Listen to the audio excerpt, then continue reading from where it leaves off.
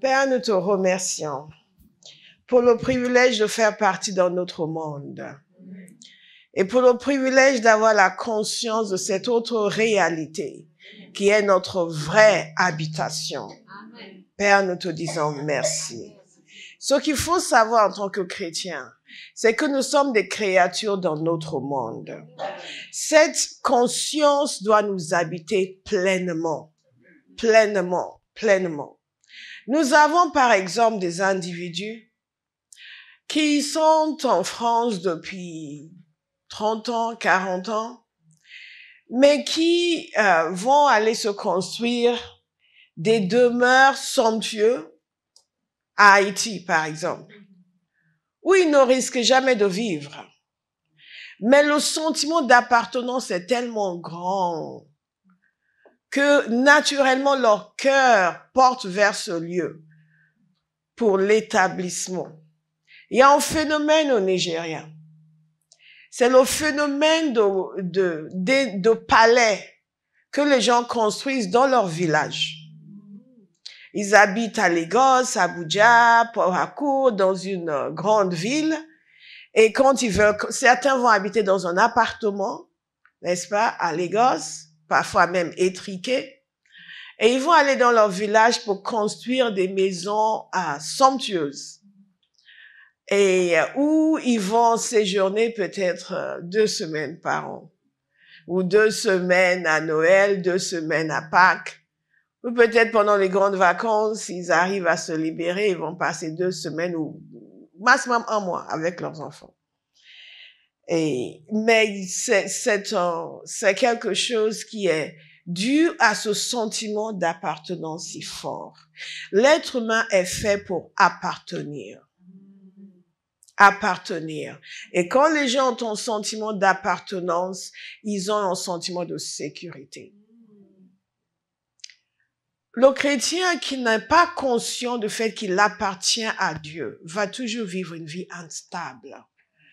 Le chrétien qui n'est pas conscient du fait que sa maison, c'est pas ici-bas. Et que Dieu est notre demeure et auprès de lui est notre destination. Va vivre conditionné par les règles de ce monde, par les principes de ce monde, les ambitions de ce monde, et va gaspiller l'existence que Dieu lui a donnée pour changer ce monde. Nous ne sommes pas sur terre pour nous conformer au monde, mais pour changer le monde. Amen. Et ces principes de base doivent nous habiter. Et malheureusement, pour beaucoup d'entre nous, notre relation avec Dieu, c'est juste une relation de bonification temporaire, qui m'aide avec ci, qui m'aide avec ça, qui m'aide avec ça, qui m'aide à mieux me soumettre aux règles du monde, qui m'aide à pouvoir m'en sortir tant bien que mal dans ce monde. Il n'y a aucun regard vers là où nous appartenons réellement. Lorsque nous venons à Dieu, la parole de Dieu nous dit que le Père et le Fils ils viennent habiter en nous et faire leur demeure en nous. C'est une façon de nous faire comprendre qu'en fait, le chrétien est une créature de Dieu. Je ne dis pas simplement une création, mais une créature de Dieu. Vous êtes à lui. Vous lui appartenez.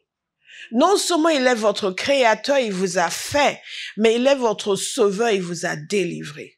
Amen. Par conséquent, tout ce que vous êtes, tout ce que vous pensez, toute votre vibration doit être connectée à lui. Je veux vous encourager pendant ce temps de jeûne à faire un recadrage dans votre vie. La raison pour laquelle la mission de Jésus semble difficile pour les gens, c'est qu'ils n'ont pas intégré la notion selon laquelle, en réalité, toutes les choses de cette terre ne sont pas notre destination. La terre n'est pas notre destination, c'est notre lieu de service. Le ciel est notre destination. La présence de Dieu est notre destination. C'est là notre vraie demeure. Le bonheur que nous cherchons tellement, c'est là où ça se trouve. Et c'est en lui, ici sur terre, que ça se trouve, pas dans les choses que nous poursuivons. Est-ce que vous me suivez? Il faut qu'il y ait une compréhension fondamentale de ce en quoi consiste la vie chrétienne et le salut que Jésus nous a obtenu. Jésus ne nous a pas sauvés pour que nous nous sentions mieux sur la terre. Jésus nous a sauvés pour que nous nous sentions mieux en Dieu, avec Dieu. Alléluia. Et j'ai utilisé l'expression se sentir mieux parce que c'est une expression que vous connaissez et que vous comprenez. Écrivez ces choses, méditez-les s'il vous plaît.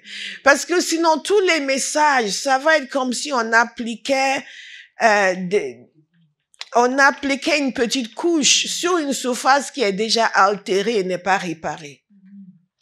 Vous me suivez? Il faut que la surface elle-même soit réparée et après on va appliquer toutes sortes de couches de peinture, de ceci, de cela. Regardez cet endroit, c'est sympathique, mais imaginez que derrière ces panneaux, ces beaux panneaux qui sont là, il y a un mur en mauvais état. Tôt ou tard, ça va affecter le panneau. Et beaucoup des messages que nous prêchons aux gens sur différents aspects de la vie, comment faire ceci, comment faire cela, ne font pas réellement en effet durable dans leur vie ou même parfois les amènent à avoir un mauvais cœur. Pourquoi? Parce que le fondamental n'est pas établi, que j'appartiens à Dieu. Et que la terre n'est pas mon lieu de plaisir, mais mon lieu de service. Et que le plaisir, le vrai plaisir que j'aurai sur cette terre sera fonction de mon intimité avec Dieu, pas fonction de tout ce que je peux posséder. Et Dieu n'est pas contre les possessions. Mais quand on enseigne, par exemple, la prospérité à des gens dont le cœur n'est pas centré sur Dieu, ils deviennent avares, ils deviennent avides d'argent. Donc, il y a des chrétiens qui, ils savent que Dieu veut que nous prospérions, mais ils sont totalement avides d'argent.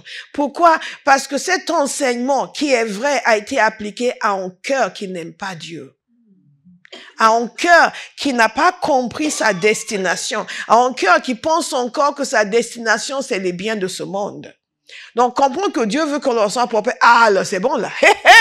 Et là, consumé par l'argent. Et ainsi de suite. Quelles que soient les bonnes choses que Dieu nous donne sur la terre, toutes ces choses peuvent devenir nos idoles et les raisons pour lesquelles nous ne le servons plus. Nous avons lu hier un passage où nous avons vu des personnes, et je n'ai pas encore commencé mon message, mais quelqu'un a besoin d'entendre ça, où nous avons vu des personnes qui avaient été bénies, entre guillemets, et à cause de leur bénédiction, ne pouvaient plus répondre à l'appel du maître. Il y en a un qui venait de se marier, donc il ne pouvait pas venir au festin. L'autre a acheté des bœufs ou quelque chose de ce genre, donc il ne pouvait pas venir. En d'autres termes, je suis occupée avec les bonnes choses de ma vie. Et pour nous sommes souvent comme cela. Nous sommes occupés avec notre travail. Nous avons prié, Dieu nous a donné du travail. Dieu nous a fait la grâce de pouvoir trouver du travail, même sans avoir prié. Donc, nous sommes occupés avec le travail, nous ne pouvons pas le servir. Nous sommes occupés avec nos enfants parce qu'il nous a donné les enfants, et donc nous ne pouvons pas le servir. Nous sommes occupés avec notre épouse ou notre époux, donc nous ne pouvons pas le servir. J'ai reçu de Dieu, et ce que j'ai reçu de Dieu me prend tout mon temps maintenant. Et Dieu devient secondaire. Et toutes ces choses, toutes ces réactions, tous ces réflexes sont simplement fonction d'un cœur qui n'a pas compris, qui n'est pas enraciné en Dieu, pour que Dieu n'ait pas la priorité. Et nous voulons que cela soit profondément modifié en nous, en cette année 2025. Ce que vous considérez comme le plaisir révèle qui est vraiment votre Dieu. Je vais lire dans Matthieu 28, nous parlons le titre de cette série, c'est « Engagé dans la mission ». Et nous l'avons commencé la semaine dernière. Bien sûr, c'est la suite d'une meilleure façon de vivre, parce que ça, c'est une meilleure façon de vivre. Mais c'est une série entièrement focalisée sur la mission. Et nous allons beaucoup parler de la mission cette année, parce qu'il est temps que notre mentalité change. Il est temps que nous devenions profondément mal à l'aise du fait de ne pas faire ce que Jésus nous demande de faire. Parce que la plus grande cause de bénédiction dans la vie du chrétien, c'est le fait qu'il obéit à l'instruction de Jésus d'aller faire des nations des disciples. Annoncer l'évangile dans le monde entier. Amen. C'est ça le plus grand sujet de bénédiction. La faveur de Dieu n'est pas loin des gens qui ont ce genre de cœur. Et il faut que nous ayons ce cœur. Amen. Amen. Et la révélation vient de la parole de Dieu. De même que beaucoup ont compris qu'il faut maintenant renouveler leur intelligence. Qu'il ne suffit plus de dire, oui, mais moi je pense que. On ne veut pas savoir ce que tu penses. Ce que tu penses est faux. Nous voulons savoir ce que Dieu pense. Amen. Alléluia. Et je vous dis toujours de vous méfier des opinions des gens, surtout les gens qui sont prompts à donner des avis. Il y a des gens, c'est leur système. Ils ont toujours une opinion sur tout, toujours un avis sur tout. Avant que vous ne parlez, ils veulent vous expliquer. Et ils veulent vous dire. Certains d'entre vous, vous êtes comme ça. Pas tous. Ils ont toujours une opinion. Méfiez-vous des gens qui ont toujours une opinion. Et évaluez leur opinion. Est-ce que ça correspond à la parole de Dieu? Peu importe la force avec laquelle il affirme, ça ne veut rien dire. Jésus, donc, est venu sur terre avec une mission. Une seule. Réconcilier les hommes avec Dieu. Nous racheter. Il est venu avec une mission, nous racheter. Et il a dit que c'est pour ça qu'il est venu. Il est venu au Père, au Dieu, pour faire ta volonté. Je veux que nous venions à nous centrer sur notre mission. La raison pour laquelle nous sommes là, la raison pour laquelle nous sommes sur terre. Et quand Jésus est sorti du tombeau, ses disciples, bien sûr, étaient heureux. Et nous l'avons vu la semaine dernière, tellement heureux, émus, émerveillés, surpris, tout ce que vous voulez. Mais ils ne comprenaient rien. Ils attendaient le royaume pour Israël et Jésus a dû les éclairer. Et nous avons besoin qu'il nous éclaire. Quand les gens viennent à Jésus, il faut les éclairer sur le vrai sens de l'existence selon Dieu, ce qui doit être leur existence maintenant. Et tout le monde ne veut pas être éclairé. Nous avons les cours de fondement où, pendant une journée, nous prenons notre temps pour éclairer les gens qui sont nouveaux. Mais tout le monde ne veut pas. Il y a des gens qui veulent juste venir à l'église qu'on prie pour eux. Vous leur dites venez au cours de fondement, ils ne veulent pas venir. Il y a certains qui ont disparu parce qu'ils ne voulaient pas venir au cours de fondement. Pourquoi? Parce que les gens veulent juste qu'on prie pour eux. Ils ne comprennent pas pourquoi ils sont là et ils ne savent pas qu'ils ont besoin de comprendre quelque chose. Cette vie chrétienne est une quête de révélation perpétuelle parce que le Dieu que nous servons est insondable. Vous savez, les gens qui sont mariés vont vous dire que au bout de 10 ans, ils ont commencé à comprendre leur partenaire. Commencer à comprendre. Et vous pensez que vous savez tout ce qu'il y a à savoir sur Dieu et vous n'avez pas besoin qu'on vous enseigne, vous n'avez pas besoin de prendre le temps de méditer, vous avez juste besoin qu'il s'occupe de vous. Donc Jésus leur a expliqué qu'en fait, vous avez tout faux. La parole de Dieu nous dit qu'il a pris le temps de leur expliquer dans tout l'Ancien Testament les choses le concernant. Donc, après avoir marché avec lui pendant quasiment 3 ans, ils ne le connaissaient toujours pas. Ils ne connaissaient toujours pas sa mission. Mais Jésus était très focalisé sur sa mission.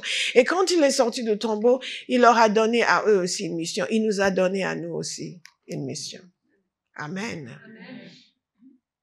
Parfois, vous parlez aux gens et ils sont désespérés. Ils vivent dans le désespoir. Ils n'ont plus d'expectatives sur la terre. Et je me dis, mais si vous n'avez pas d'expectatives, c'est que vous ne connaissez pas votre mission.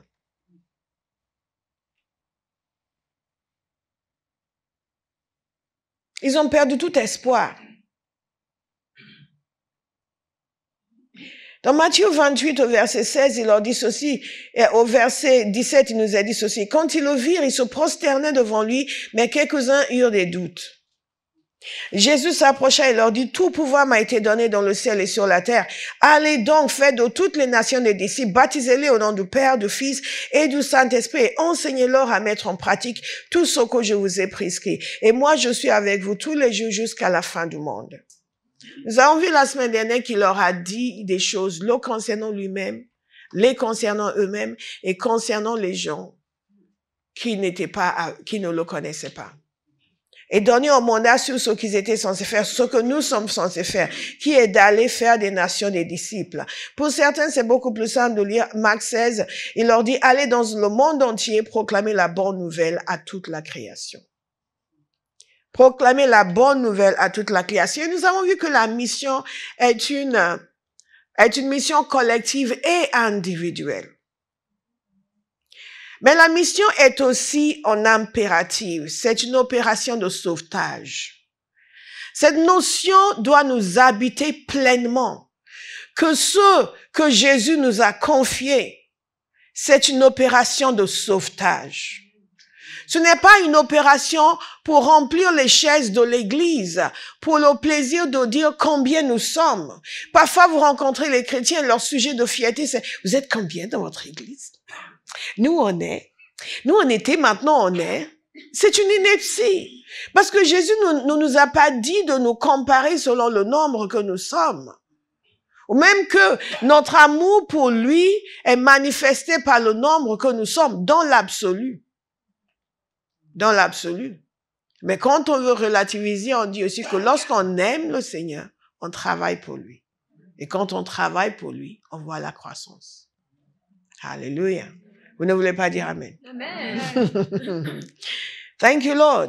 Mais il y a beaucoup de choses qui sont erronées aujourd'hui. Les gens veulent se comparer les uns aux autres, se comparer eux-mêmes. Combien d'heures tu pries, toi? Ah, moi, je prie ceci. Ou dans votre église, vous avez ceci. Et les gens jouent les églises les unes contre les autres et les comparent. Et parfois, vont faire des comparaisons pour savoir où ils doivent aller. Vous n'allez pas dans une église par comparaison. Vous allez par révélation. Amen. Alléluia. Vous êtes allé dans une église parce qu'ils ont ceci et j'aime bien. Vous êtes trompé.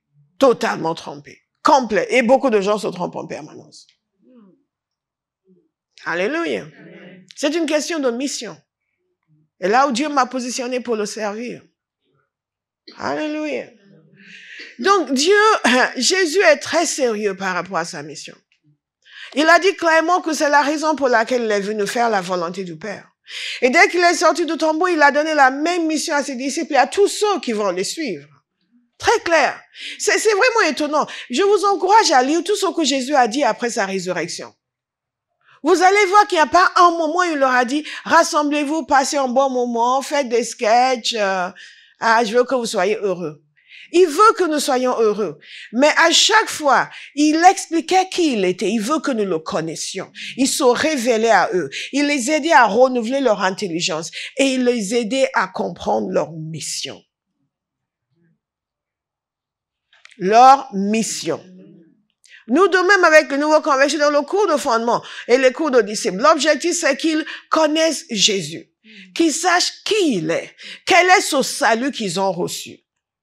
Pourquoi ils avaient besoin d'être sauvés? Et maintenant qu'ils sont sauvés, qu'est-ce qu'ils sont censés faire? Comment est-ce qu'ils sont censés vivre? Et parfois, nous avons renoncé à dire aux gens comment ils sont censés vivre parce que les gens n'aiment pas. Ils votent avec leurs pieds. Ils vont dans une église où on leur demande pas de changer leur style de vie. Mais eux, et les gens qui ne leur demandent pas sont condamnables devant le Seigneur. Parce que Jésus a dit, enseignez-leur, faites-en des disciples. Enseignez-les, faites-en des disciples. Chaque personne qui vient à Christ, l'objectif de l'église, l'objectif des serviteurs de Dieu, c'est de faire en sorte, non pas seulement qu'ils viennent à l'église, qu'ils soient contents, qu'ils soient heureux, mais qu'ils deviennent des disciples. Des gens qui suivent Jésus, qui vivent comme Jésus, qui parlent comme Jésus, qui agissent comme Jésus. Hallelujah. Et c'est ce que Jésus nous a dit de faire. L'apôtre Paul, donc, a rencontré Jésus. Et il a compris qu'il a été envoyé dans une opération de sauvetage. Qu'est-ce que Jésus lui a dit? Dans Acte 26, verset 17. Je prie vraiment que chacun décide de procéder au renouvellement de l'intelligence. Yes. Yes. Que vous soyez naturellement enclin à l'évangélisation ou pas, il vous incombe de développer cette inclination. Il vous incombe de développer cette passion. Il en va de votre vie. De notre vie. j'étais choisi du milieu de ce peuple et des non-juifs, vers qui je t'envoie. N'oubliez pas que Jésus avait déjà dit à ses disciples, comme le Père m'a envoyé, moi aussi je vous envoie. Donc ceux qui ont précédé Paul avaient été envoyés. Et ceux qui lui ont succédé, c'est-à-dire nous sommes aussi envoyés. Vers qui je t'envoie leur ouvrir les yeux pour qu'ils passent des ténèbres à la lumière et de la puissance de Satan à Dieu, pour qu'ils reçoivent par la foi en moi le pardon des péchés et une part d'héritage avec les saints. Donc, après la résurrection, Jésus a parlé aux disciples. Mais bien après, quand il est monté au ciel, il n'avait pas changé d'avis. Essayez d'y réfléchir. Il n'avait pas changé d'avis sur la mission que nous sommes censés engager. Il n'avait pas changé d'avis. Au point où il a donné une rencontre extraordinaire à un homme qui était sur le point d'aller faire tuer des chrétiens. Et qui l'avait déjà fait par le passé. N'oubliez pas, quand Étienne a été lapidé, il était là. Saül, il était là, c'est lui qui tenait les vêtements des gens qui le lapidaient, pour vous dire qu'il était totalement dedans. Vous me suivez? Il était là. Et Jésus s'est donné la peine. C'est à ce point que la mission est capitale pour Jésus. Même au ciel, il y pense encore. Même au ciel, il agit encore pour susciter des hommes et des femmes qui vont s'engager dans la mission. De différentes manières. Certains, ils parlent dans leur cœur, certains leur donnent une rencontre extraordinaire. Et c'est le cas de Saül. Il a eu une rencontre foudroyante avec le Seigneur. Et lui, il était tellement décontenancé, il a demandé ce qu'il devait faire. Je prie que cela devienne votre prière. Seigneur, qu'est-ce que tu veux que je fasse? Qu'est-ce que tu veux que je fasse? Qu'est-ce que tu veux que je fasse? Qu'est-ce que tu veux que je fasse? Au lieu de constamment faire, ah non, mais moi, je peux pas faire ça. Moi, je veux pas faire ça. Moi, ceci, moi, cela. Non, qu'est-ce que tu veux que je fasse? Et donc, Jésus lui a répondu, je t'envoie leur ouvrir les yeux. Est-ce que vous comprenez l'énormité de ça? Au ciel, il n'a pas dit j'ai fait ma part, j'ai envoyé les disciples, c'est bon. Il était encore en train d'appeler, de choisir les gens. Même au ciel. Et il le fait encore aujourd'hui. Même au ciel, Béa. Même au ciel, Béaldine. Béa et Béaldine. Même au ciel, il est encore en train de nous appeler. De nous secouer, de nous dire d'aller leur ouvrir les yeux. Et regardez, c'est une opération de sauvetage, parce que qu'est-ce qui nous montre ici? Que les gens sont aveugles. Nous allons le dire ensemble, les gens sont aveugles. Les gens sont aveugles. Les gens sont dans les ténèbres. Les gens sont sous la puissance de Satan. Les gens sont sous la puissance de Satan. Les gens sont condamnés à cause de leurs péchés. Et Jésus dit ceci. Voici ce que Dieu veut. Dieu veut qu'ils voient, qu'ils viennent à la lumière, qu'ils viennent sous la puissance de Dieu, qu'ils reçoivent le pardon de leurs péchés et qu'ils reçoivent l'héritage des saints. Donc vous avez le avant, sous la condamnation, dans les ténèbres, dans l'obscurité, aveugles, et Dieu veut les amener ici. Des yeux qui voient, dans la lumière, réconciliés avec Dieu, pardonnés de leurs péchés. Et entre là et là, il y a un chrétien. La capacité pour amener les gens des ténèbres à la lumière,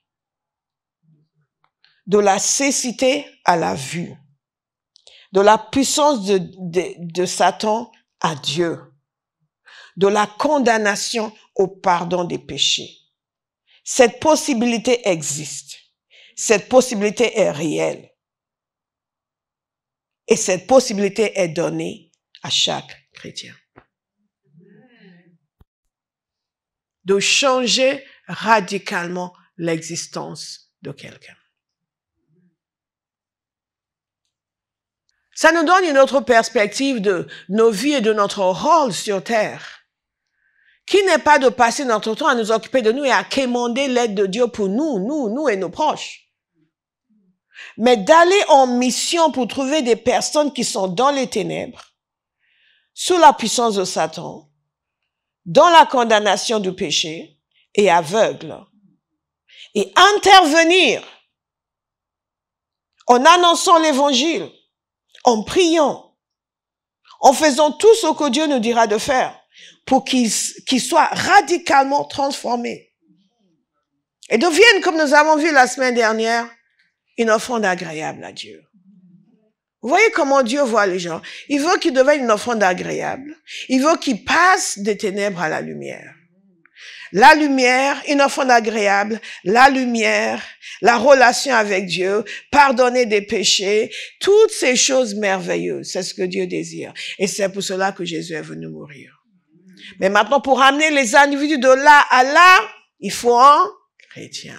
Il faut Olive, il faut Béa, il faut Paul, il faut Béaldine, il faut Colette, n'est-ce pas? Il faut Evanson.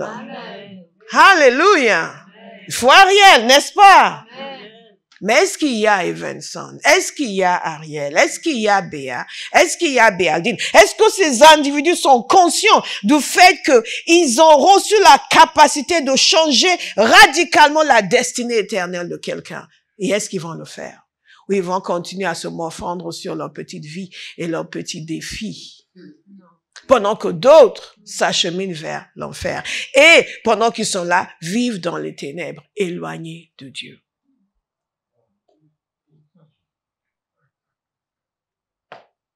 Et un jour où nous devons nous réveiller, nous ne pouvons pas passer nos vies les yeux voilés.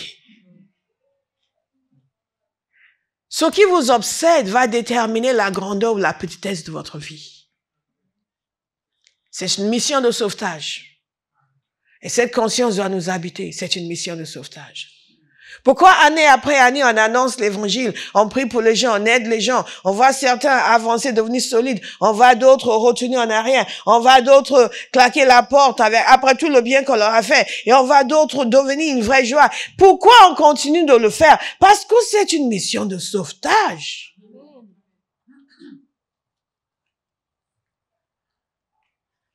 Alléluia. Alléluia. Quelqu'un va dire, Père, que je ne vois plus jamais les inconvertis de la même manière. Père, que je ne vois plus jamais les inconvertis de la même manière. Que je ne me vois plus jamais de la même manière par rapport à eux. Que je ne vois plus jamais de la même manière par rapport à eux. Donc, Paul a reçu cette mission et il a bien compris.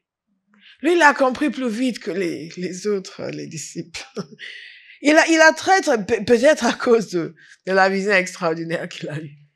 Il a très bien compris et s'est mis au travail. Et c'est pour cela que qui pouvait dire, et nous avons lu ce passage la semaine dernière, nous allons le lire constamment. Dans Romains 15, il était en mesure de dire, ainsi depuis Jérusalem, au verset 19, et en rayonnant jusqu'en Illyrie, j'ai abondamment propagé l'évangile de Christ. Lorsqu'il était devant le roi Agrippa, il a eu cette phrase précieuse. Il a dit, je n'ai pas désobéi à la vision céleste. Certaines traductions disent, je n'ai pas résisté à la vision céleste. La vision céleste est en train de nous être communiquée aujourd'hui. Amen.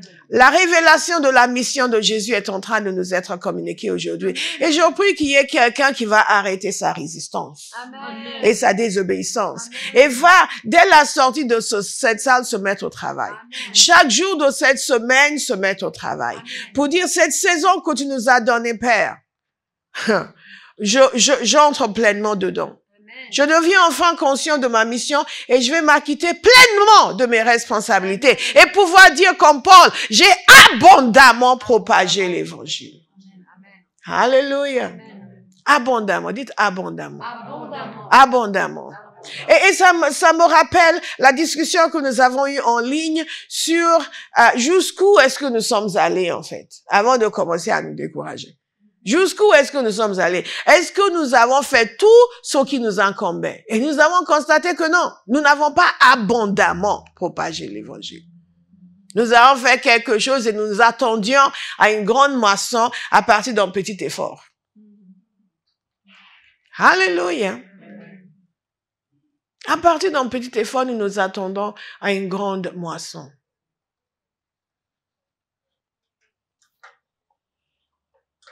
Abondamment propager l'évangile. Et quand on y réfléchit, donc c'est une mission de sauvetage.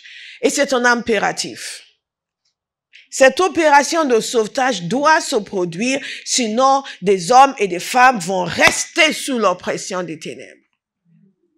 De temps en temps, on voit des individus et ça fait de la peine. Ça fait vraiment de la peine. Et c'est une des raisons pour lesquelles je suis constamment dans cette optique puissance, puissance, puissance. Parce qu'il faut la puissance de Dieu pour les libérer. Alléluia. Et la parole de Dieu nous dit que le prince de ce monde a aveuglé leur intelligence. Vous parlez à quelqu'un, vous pensez que la personne est saisie et après la personne change, ou vous parlez à quelqu'un et la personne ne comprend rien. C'est que l'ennemi a aveuglé son intelligence. Mais la parole de Dieu nous dit que nous devons les faire passer des ténèbres à la lumière. En d'autres termes, nous devons briser la puissance des ténèbres sur leur vie et les aider à entrer dans la lumière de Christ. Alléluia. Donc nous partons dans une guerre de conquête pour libérer les humains. C'est une mission de sauvetage.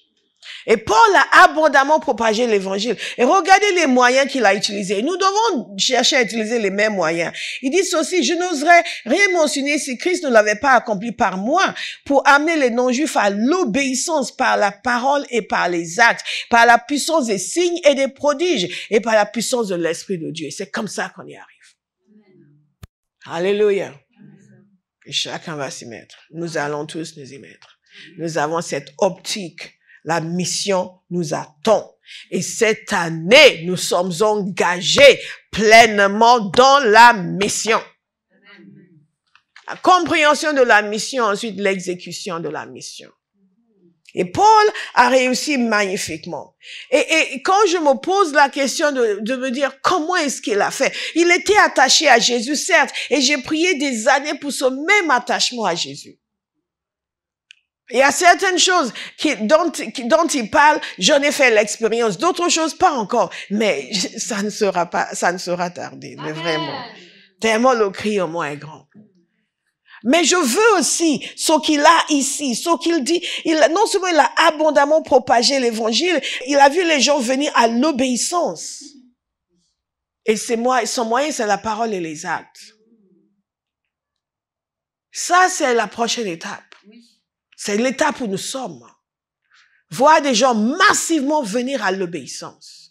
À l'obéissance de Christ en se convertissant, à l'obéissance à ses principes en devenant des disciples. Pas ils se convertissent, mais ils ne veulent pas arrêter le péché. Ils se convertissent, mais ils veulent continuer à faire comme ils veulent. Non, nous avons eu trop de demi-conversions. Ou de simulacres de conversion. Nous voulons des conversions réelles, où vous voyez que, my God, cette personne est convertie. Je vous assure, il y a des gens que j'ai rencontrés, je n'étais pas absolument persuadée de leur conversion. Il y a des gens qui sont déjà venus ici et qui disaient qu'ils étaient chrétiens. Je n'étais pas absolument persuadée de leur conversion. Parce qu'il se passe quelque chose. Il doit se passer quelque chose. Oui, tout le monde ne devient pas super zélé tout de suite, mais il y a quelque chose qui doit changer. Nos appétits doivent changer. Aucun appétit pour Dieu, aucun appétit pour la prière. Are you saved? Il convient de poser la question parce qu'aujourd'hui dans les églises évangéliques, beaucoup ne sont pas convertis. Ils ont une certaine affinité pour Dieu comme à l'époque dans les églises traditionnelles. Nous allions à l'église, nos parents allaient à l'église, on n'était pas convertis. Aujourd'hui, les églises évangéliques sont devenues comme cela.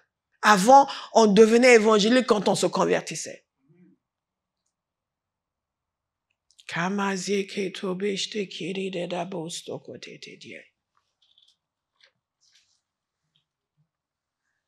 Et l'objectif, c'est que la mission de Jésus soit accomplie. Jésus est venu mourir pour les humains.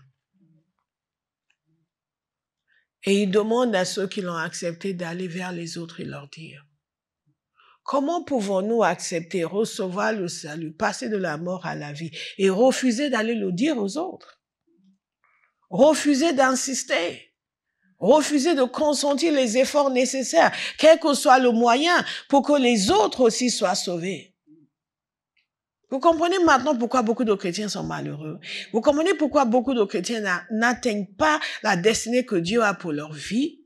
Et parce qu'ils ne le côtoient pas assez, ils ne se rendent même pas compte qu'ils sont totalement à côté de la plaque. Jésus a parlé avec Paul. Est-ce que vous avez remarqué ce qu'il a fait après? Vous n'avez pas remarqué ce que Paul a fait après? Non. Il est allé se marier et s'installer à Chypre. Et il a dit, bon, on verra quand le temps sera prêt, on va se mettre au travail. Après, il a dit que quand ses enfants vont grandir, il va commencer à servir. Après, quand ses enfants ont grandi, il a dit qu'il faut qu'il s'occupe de ses petits-enfants maintenant. Et après, à l'âge de 70 ans, il s'est mis à la mission. Quand même, ses petits-enfants aussi ont grandi. Ils ont dit, papi, non, c'est bon, on n'a plus besoin de toi.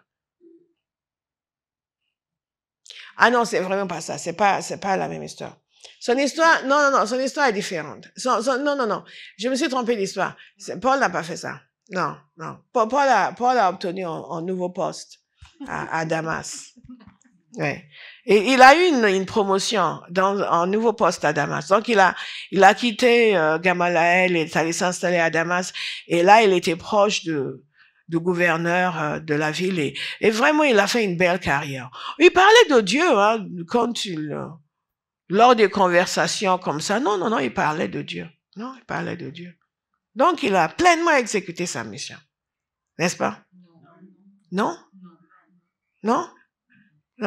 Qu'est-ce qu'il a fait? Tout de suite.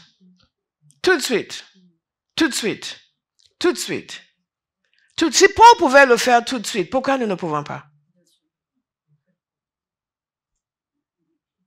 Pourquoi nous ne pouvons pas? Tout de suite, il s'y est mis. Je veux vous inviter à chercher la radicalité. Amen. N'allez pas poser une bombe quelque part. Cherchez à être radical. Radical dans vos convictions. Radical dans votre engagement pour Jésus. Radical dans votre service pour Jésus. Alléluia. Radical. Sukuma Hasita. Et ne pensez pas que vous allez être populaire. La preuve, ils ont essayé de tuer Paul. Ne pensez pas que vous allez être populaire. Même dans le milieu chrétien, vous n'allez pas être populaire. Parce que nous avons un système. Et dans ce système, il ne faut pas trop déranger les gens. Il faut mettre en place des choses qui les attirent. Et quand ils viennent, qu'ils sont nombreux, il faut mettre en place des activités qui vont les occuper. Mais il ne faut pas les déranger. Il ne faut pas aller tout ce truc de repentance approfondie. Ça met les gens mal à l'aise. On est sur la grâce.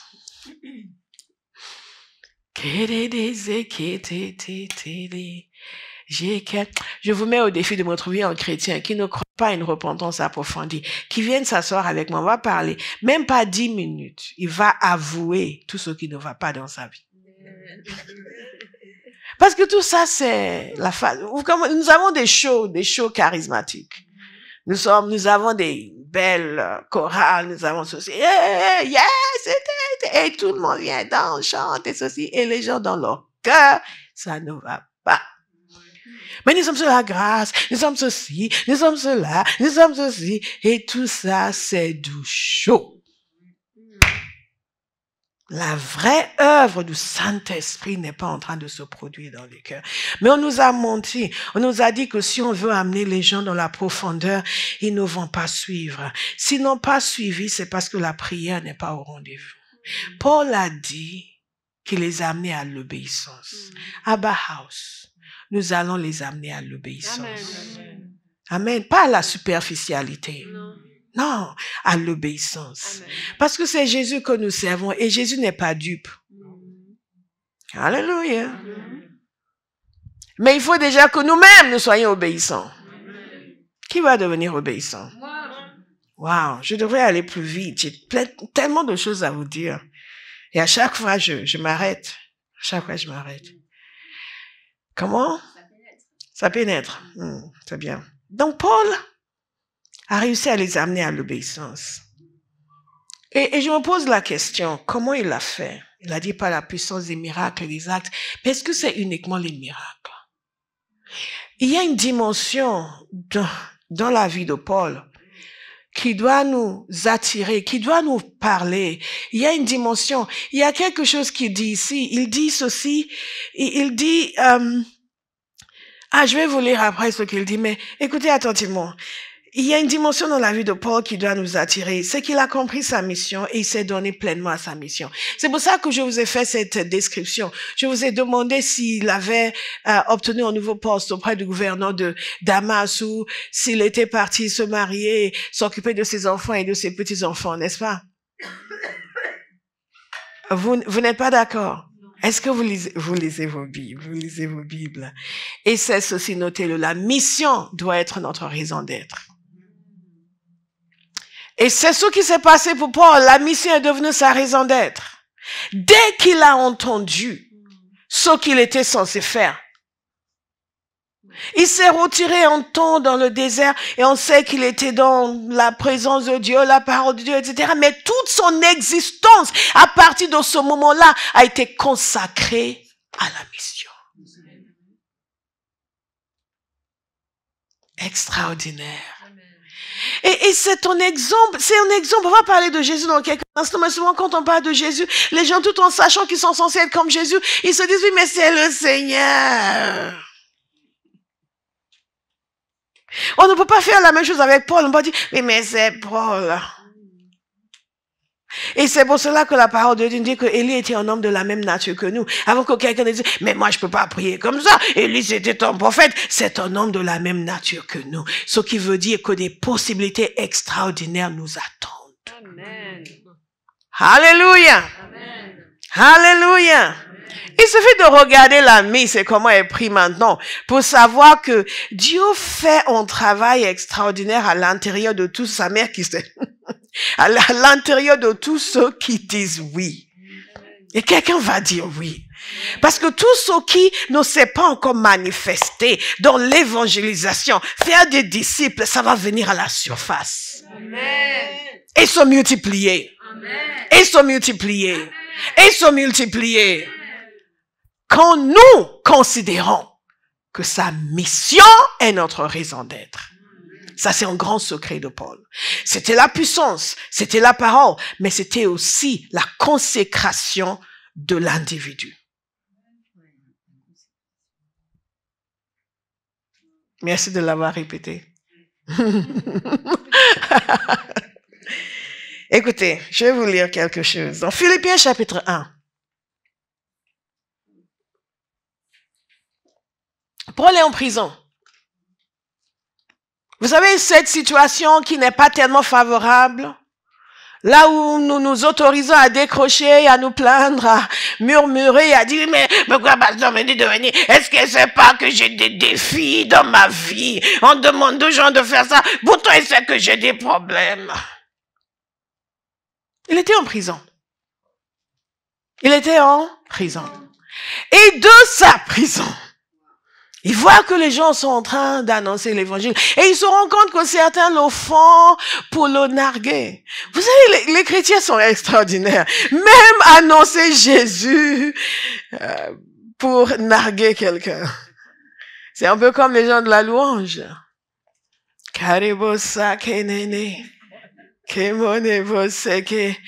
Qui vont chanter et la voix est porte, elle est merveilleuse, mais ce n'est pas tellement Jésus qui est sur son cœur. C'est pour montrer que je sais faire mieux que Olive.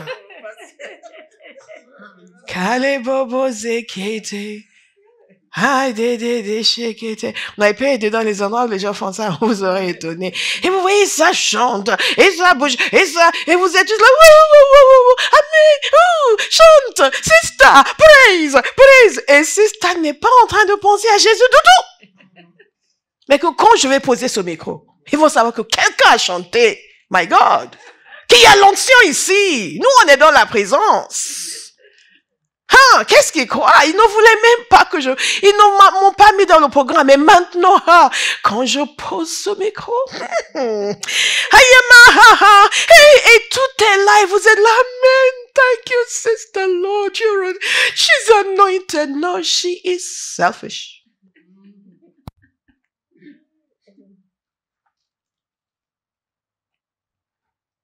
Et c'est ce qu'ils étaient en train de faire. Et Paul le savait. Il a dit qu'importe. Il s'est pas plaint un instant. Il n'a pas dit, mais pourquoi ils font ça? Pourquoi Jésus? Pourquoi tu m'as laissé ça? Tu vois, les gens qui t'ont même pas servi, ils se sont pas sacrifiés, ils n'ont rien donné. Moi, j'ai tout donné. Moi, j'ai failli mourir. Je suis dans cette prison. Eux, ils sont là, ils prêchent. Pourquoi tu m'as abandonné? Non. Il a dit qu'importe. Quelle que soit leur motivation, tant qu'ils annoncent Jésus. Oh, come on! Tant qu'ils annoncent Jésus. Donc, je commence ma lecture au verset 18.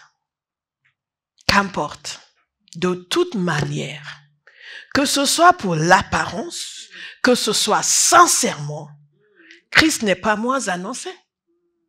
Je m'en réjouis. Et je m'en réjouirai encore. Car je sais que cela tournera à mon salut grâce à vos prières et à l'assistance de l'Esprit de Jésus-Christ. Selon ma ferme attente et mon espérance que je n'aurai honte de rien. Mais que maintenant, comme toujours, Christ sera glorifié dans mon corps avec une pleine assurance. Soit par ma vie, soit par ma mort.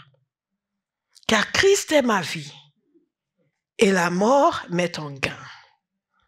Mais s'il est utile pour mon œuvre que je vive dans la chair, je ne saurais dire ce que je dois préférer. Je suis pressé des deux côtés. J'ai le désir de m'en aller et d'être avec Christ, ce qui de beaucoup est le meilleur. Mais à cause de vous, il est plus nécessaire que je demeure dans la chair. Et je suis persuadé que je sais que je demeurerai et que je resterai avec vous tous pour votre avancement et pour votre joie dans la foi. Le sens de l'existence, c'est servir Jésus. C'est annoncer l'évangile. L'existence sur terre n'a aucune autre valeur. Aucune autre valeur. Aucune autre ambition. Tout est secondaire. Tout est secondaire. Pourquoi il a eu un tel résultat? Parce que la mission de Christ est devenue sa raison d'être. Et Jésus nous a montré l'exemple. Remarquez, il a dit qu'il n'aura aucune honte. Il est en prison, mais il n'a pas honte de fait d'être en prison. La seule chose qui pouvait lui faire honte, c'est de ne pas accomplir sa mission. Nous avons vu l'année dernière que Jésus a méprisé la honte en allant à la croix. Toutes ces choses qui nous font honte ne devraient avoir aucun impact sur nous. La seule chose qui devrait faire honte à un chrétien, c'est de ne pas accomplir sa mission. Quant aux opinions des uns et des autres, quant à leurs idées farfelues sur ce que vous êtes censé être ou faire, cela ne doit avoir aucun impact, zéro impact. Par contre, ce que Dieu dit, si Dieu dit, Béa, tu n'as pas assuré, want to die. Et il y a des fois où tout le monde nous a félicités et Dieu nous reprend. Vous n'êtes pas persuadé. Un jour, ça va vous arriver. Moi, ça m'est déjà arrivé. Où tout le monde a trouvé ça, waouh, c'est super, etc. Et je rentre et Dieu me fait, donc pourquoi tu as fait ça? Mais tout le monde a trouvé ça bien. Paul, la seule chose qui pouvait lui faire honte, c'était de ne pas accomplir son mandat. Le fait d'être en prison n'avait aucune importance. Je prie pour quelqu'un aujourd'hui. Que les choses futiles qui vous semblent si importantes perdent leur valeur à vos yeux. Nous ne sommes pas des créatures de notre siècle, mais des créatures de Dieu. Notre sens de valeur est uniquement fonction de ce que Dieu approuve. Alléluia. Paul n'avait que cela à cœur. Et Jésus lui-même, il n'avait que la mission à cœur. Nous en avons parlé depuis le début de ce message. Nous avons vu la semaine dernière le zèle de sa maison. Le zèle de ta maison me dévore. Que le zèle de sa maison nous dévore. Amen. Vous vous souvenez quand ses disciples sont revenus le voir dans Jean chapitre 4? Et il leur avait répondu, il disait, ma nourriture, c'est de faire la volonté de celui qui m'a envoyé et d'accomplir son œuvre. Il y a 3 ans, je pense que nous sommes penchés sur cette phrase. Ma nourriture, c'est de faire la volonté de celui qui m'a envoyé et d'accomplir son œuvre. En d'autres termes, la chose première pour moi, c'est de faire la volonté de celui qui m'a envoyé. Que cela devienne le cri de cœur de quelqu'un. Alléluia. Nous avons parlé de William Carey la semaine dernière. Je vous ai dit que je vais vous lire un autre extrait d'une de ses lettres à son fils William. J'ai parlé aux parents quant à la manière d'élever vos enfants et les valeurs que vous leur communiquez. Et notre bien-aimée a donné un témoignage dans ce sens. Et nous nous réjouissons avec elle du fait que Dieu ne lui en a pas tenu rigueur et qu'il est intervenu dans la vie de ses enfants. William Carey a écrit ceci à un de ses fils qui était lui aussi missionnaire. Ah, je devais vérifier où exactement, mais je ne l'ai pas fait.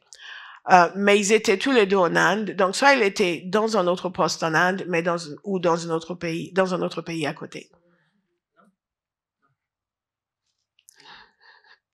Marie connaît peut-être la réponse. Thank you, Lord. Écoutez cette lettre, cet extrait de lettre. Maintenant, cher William, pourquoi vivons-nous?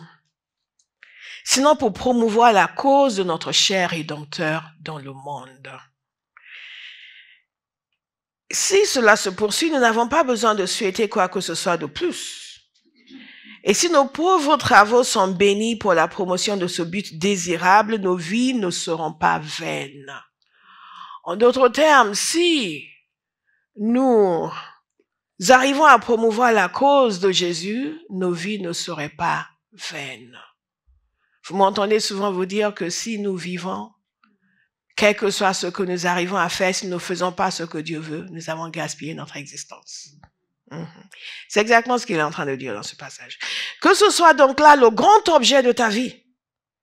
Et si tu devais être l'instrument pour faire passer une seule âme des ténèbres à une lumière merveilleuse, qui peut dire combien d'autres pourront être convertis par son instrument?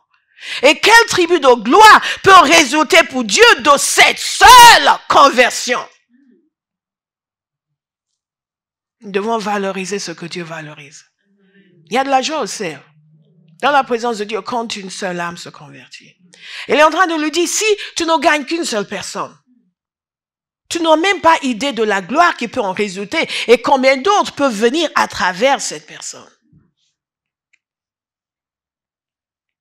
En effet, même si tu n'étais jamais béni pour la conversion d'une seule âme, le plaisir de travailler à l'œuvre du Seigneur est toujours plus grand que celui de toute autre entreprise dans le monde.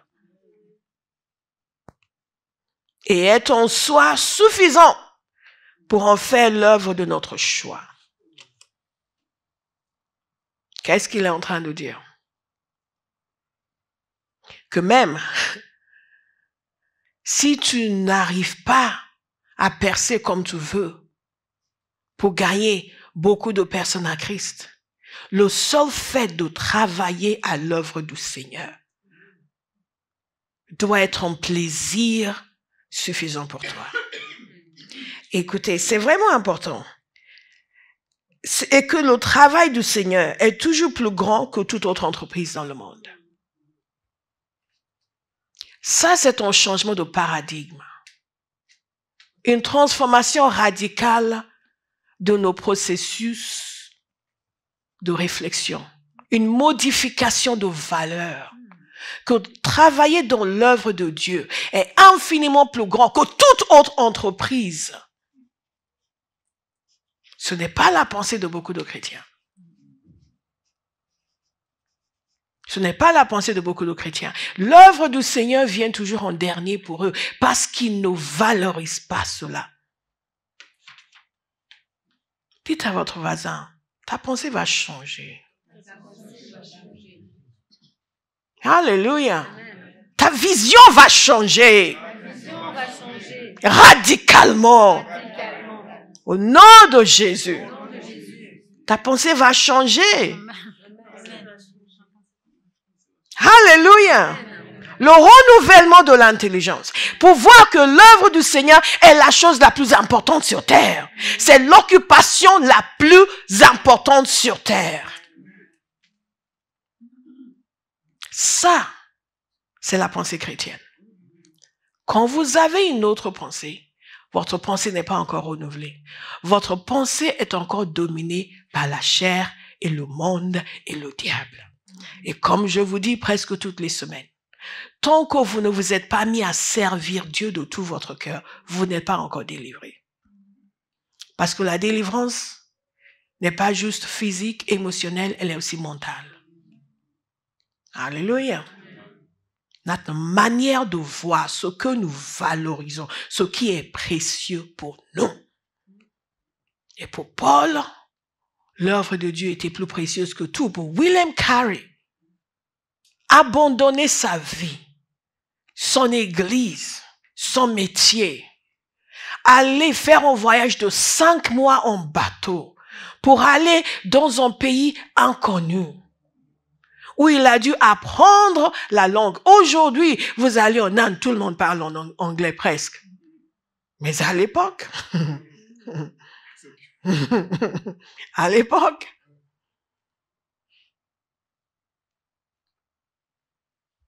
donc vous comprenez, et comme je vous ai dit, nous sommes environnés d'une si grande nuée de témoins, des gens qui nous ont précédés dans cette marche avec Jésus et qui ont montré leur valeur et qui ont montré leur attachement aux choses de Dieu. Nous serons tous devant le Seigneur en même temps. Quel sera le témoignage de votre existence? Moi, je suis décidé que quand la suite de Hébreux 11 sera écrite, j'y serai en bonne place et avec un bon témoignage. Amen. Alléluia. Et ça me ramène à là où nous avons commencé. Que le chrétien vit sur terre. La terre pour nous est un lieu de service et notre destination, c'est Dieu. Notre destination, c'est auprès du Seigneur. Ce n'est pas le lieu où nous nous campons pour avoir tous les plaisirs. Parce que le vrai plaisir du chrétien, c'est son intimité avec Dieu. Le vrai plaisir du chrétien, c'est l'interaction avec Dieu due à son obéissance à Dieu. Et la destination éternelle. Alléluia. Changement de paradigme, changement de mentalité. Et donc, nous sommes étrangers sur la terre. C'est une réalité, mais nous sommes un peu trop installés. Et hier, nous parlions à la prière de la manière de développer une autre conscience et d'épouser pleinement la vision. Je vous parlais de la méditation en continu, de nous inculquer nous-mêmes sciemment, délibérément la pensée de Dieu, parce que nous nous sommes laissés inculquer toutes sortes d'autres pensées. Et à chaque fois que vous regardez, vous écoutez quelque chose, il y a une pensée qui vous est communiquée. Dites-vous bien à chaque fois que vous vous asseyez pour regarder un message, pour regarder un film, pour regarder quelque chose, même pour faire le scroll sur Facebook, sur Instagram, vous êtes en train de renouveler votre intelligence avec quelque chose. Et demandez-vous si c'est ça la pensée que vous voulez avoir. Si ce n'est pas la pensée que vous voulez avoir, arrêtez de regarder et arrêtez de lire. Parce que ça va entrer en vous. et conditionner votre manière de penser et votre manière de voir. Parce que comme je vous ai dit hier, l'être humain est façonnable. Et c'est pour cela que nous choisissons ce avec quoi nous nous façonnons. Nous n'avons pas été élevés. Notre bien-aimée a témoigné du fait que elle n'a pas élevé cette merveilleuse, jolie petite fille. Elle ne l'a pas élevée pour marcher avec Dieu, n'est-ce pas? Mais elle l'a élevée. Il y a des choses qu'elle lui a inculquées, qui sont devenues ses valeurs. Est-ce que vous me suivez? Et la majorité d'entre nous, nous n'avons pas été élevés, elle n'est pas la seule, nous n'avons pas été élevés pour marcher avec Dieu et surtout pour servir Dieu. Même les chrétiens élèvent leurs enfants à l'église pour recevoir de Dieu, rarement pour le servir. Donc nous devons décider que nous-mêmes, nous allons nous refaçonner avec sa parole, pour que sa mission devienne notre raison d'être. Comme Paul, la mission est devenue sa raison d'être. Donc les choses qui, pour beaucoup d'entre nous, vont paraître difficiles, pour lui, c'était un sacrifice, mais ce n'était pas la fin du monde. Il pouvait être dans cette prison et dire encore, pour moi, vivre, c'est le Christ, et mourir, m'est un gain. Alors que nous aurions fait, je vais me tuer, Dieu, si tu me sors pas de là, c'est quoi cette vie? Je sors d'ici, je ne vais plus parler à qui que ce soit. C'est fini. Même situation, différentes réactions. En fonction de ce que nous croyons concernant Jésus, de la révélation de Jésus que nous avons, et de notre engagement dans sa mission. Alléluia. La parole de Dieu nous dit que nous n'avons pas eu à résister jusqu'à la mort. Et j'ai dit, oups, ok. Jusqu'à la mort. Vous devez décider. Quand vous engagez dans la mission, il n'y a que la mort qui peut vous arrêter. Les insultes ne peuvent pas vous arrêter. Le dénigrement ne peut pas vous arrêter. Les incompréhensions ne peuvent pas vous arrêter. Rien, même la violence ne peut pas vous arrêter. La seule chose qui peut vous arrêter, c'est quand vous arrêtez de respirer. Et là, vous êtes auprès du Seigneur. Et je vous assure, si vous mourrez pour votre foi, vous allez avoir une entrée abondante au ciel. Amen. Vous arrivez, les anges seront là pour vous accueillir. Vaillants guerriers, morts sur le champ de bataille. Kamaziteke. Écoutez, nous sommes des créatures dans notre monde. Il faut un changement de valeur.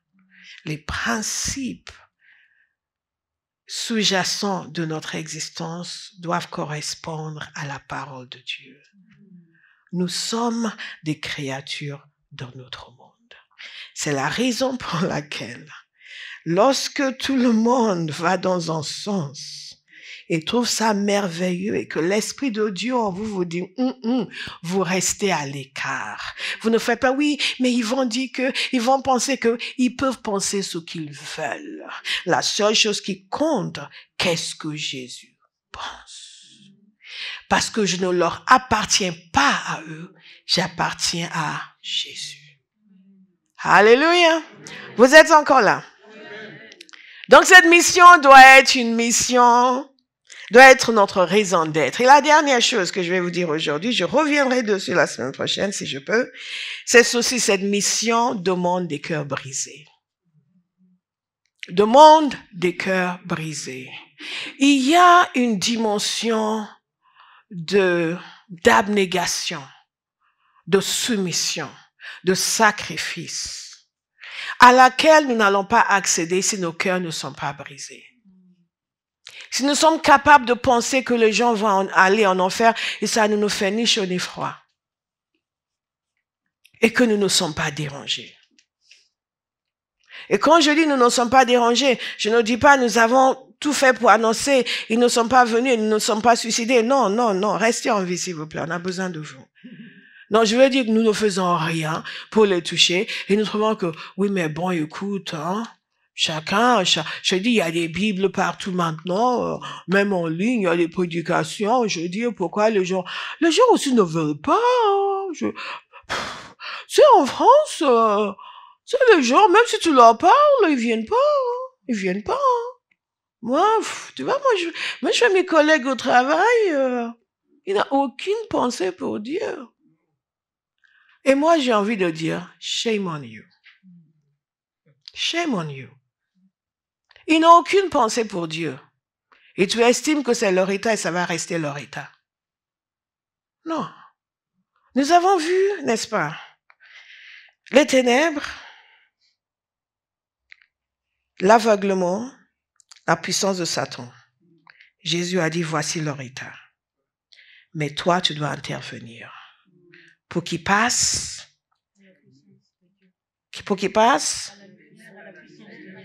à la lumière, à la puissance de Dieu,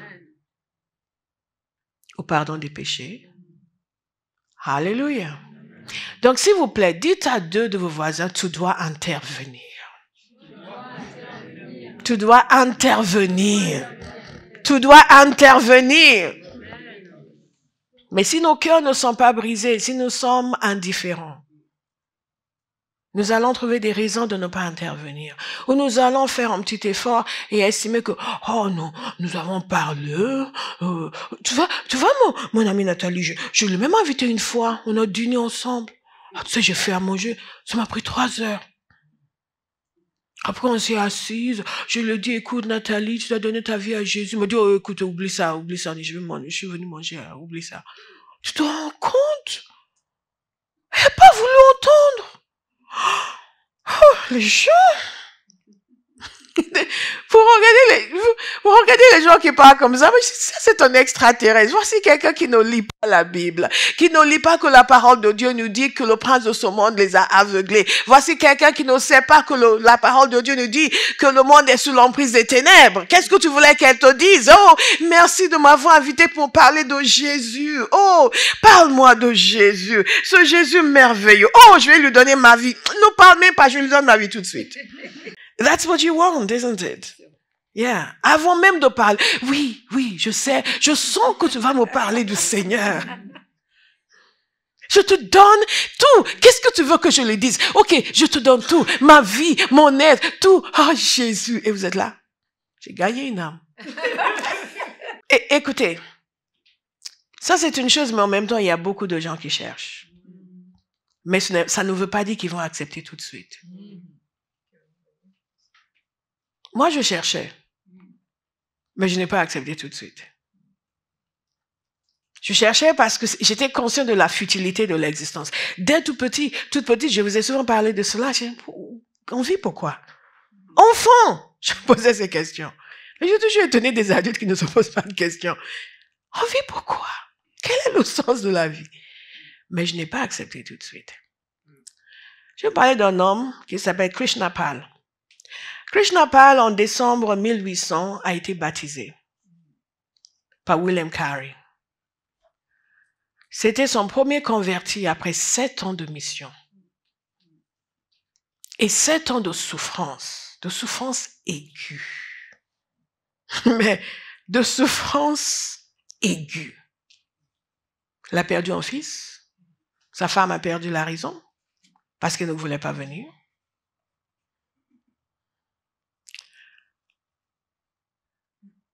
Et enfin, il a eu un converti. Et cet homme était un homme qui toute sa vie avait la conscience du péché. Et il cherchait le moyen d'être libre et d'être pardonné.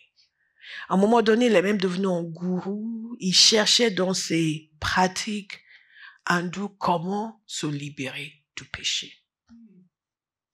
Vous allez rencontrer les gens qui n'ont zéro conscience du péché. Mais il y a d'autres qui ont une conscience du péché. Et il cherchait par tous les moyens. Mais alors, comme tous les autres, il évitait les missionnaires. Les chrétiens, niet. Parce que à l'époque, ils ne pouvaient pas se mélanger avec des étrangers, sinon ils perdaient leur caste. Vous me suivez? Vous savez qu'il y a un système de caste en Inde. Et ils étaient désavoués par la communauté. Donc ce n'était pas que la religion, c'était toute la tradition et la culture. Même les gens qui servaient dans les chrétiens, les Européens qui étaient chrétiens, ne mangeaient pas avec eux. Donc cet homme a eu un problème à son épaule, a disloqué son épaule, et il était obligé de faire appel au médecin qui était dans la mission. Et c'est là où ils ont pu commencer à lui parler de Jésus, lui parler du péché, À l'époque, les gens prêchaient l'évangile. On dit pas ça, viens à l'église, toi, c'est cool, on danse, ah ouais, mais on passe un bon moment. Non, ça, ce n'est pas l'évangile. C'est pour ça qu'il y a beaucoup de gens dans nos églises qui ne sont pas convertis, qui viennent parce qu'ils passent un bon moment, parce qu'il y a un bon groupe, on chante, les gens sont sympas. Ils viennent pour la communion, ils ne viennent pas pour le Seigneur. Vous me suivez? Je vous dis que c'est pour ça, toujours, quand les gens viennent là-bas, je leur demande quand est-ce qu'ils se sont convertis. Je veux voir s'ils sont réellement convertis. Alléluia. Et donc, il lui parlait du péché, du pardon des péchés, de la rédemption, l'œuvre de Jésus à la croix. Il leur donnait des choses à lire et la Bible, parce qu'il travaillait sur la traduction de la Bible en bengali. Et cet homme, progressivement, est venu à la conviction du péché. Pas à la conviction du péché, à la conviction que c'était Jésus qui pardonnait les péchés. Et il a accepté le Seigneur. Il a donné sa vie. Et il est venu le leur dire. Et parce qu'il a réellement donné sa vie, regardez le changement. Il s'est assis pour manger avec eux. Aujourd'hui, vous n'y pensez pas, vous avez des amis indiens, vous mangez ensemble, mais à l'époque, c'était différent. Il s'est assis pour manger avec eux. Et en 1800, il a été baptisé. Au mois de décembre. Je vais vous lire son témoignage. Il a donné son témoignage le 12 octobre 1802. Je parle du fait d'avoir un cœur brisé, parce que c'est le cœur brisé de William Carey qui l'a amené jusqu'en Inde. Et c'est à cause de cela que nous voyons ce premier homme dans cette région qui s'est converti.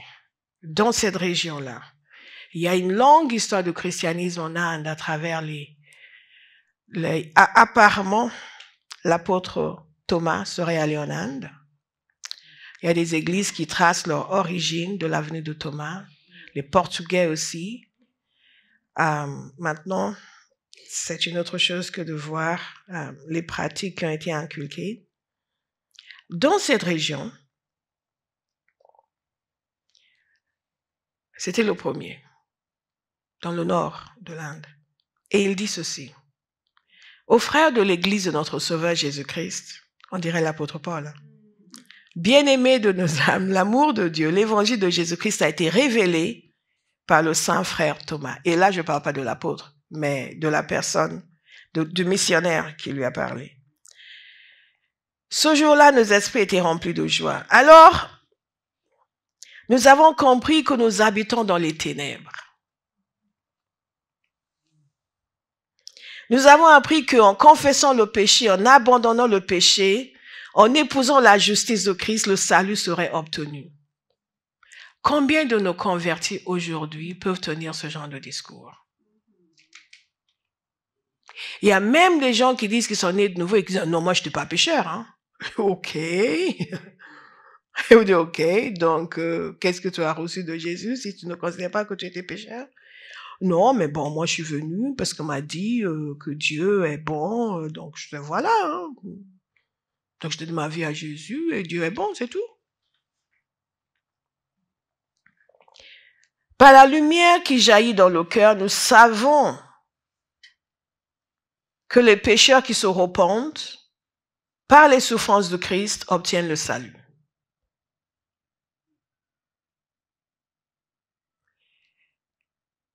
Et c'est ainsi que j'ai obtenu miséricorde. Maintenant, je veux demeurer continuellement dans l'amour de Christ. C'est le désir de mon âme. Vous, peuple saint, répandez de l'amour sur nous, afin que nous soyons satisfaits. Ah non, ça c'est une mauvaise traduction. On va laisser ce parti. J'étais le plus vil des pécheurs. Il m'a sauvé. J'étais le plus vil des pécheurs. Il m'a sauvé. Maintenant, je vais dire cela au monde. En sortant, je proclamerai l'amour de Christ avec allégresse. Aux pécheurs, je dirai cette parole. Sans Christ, il n'y a pas d'aide. Le Christ, pour sauver le monde, a donné sa vie. Un tel amour n'a jamais été vu. Pour des ennemis, le Christ a donné son âme. Une telle compassion, où allons-nous trouver? Dans le but de sauver les pécheurs, il a renoncé au bonheur du ciel. Je resterai constamment près de lui. J'habiterai constamment dans la ville de la joie.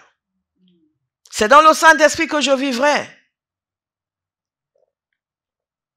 Mais dans la douleur du Christ, je serai attristé. J'habiterai avec bonheur. Méditons sans cesse sur cela. Le Christ sauvera le monde.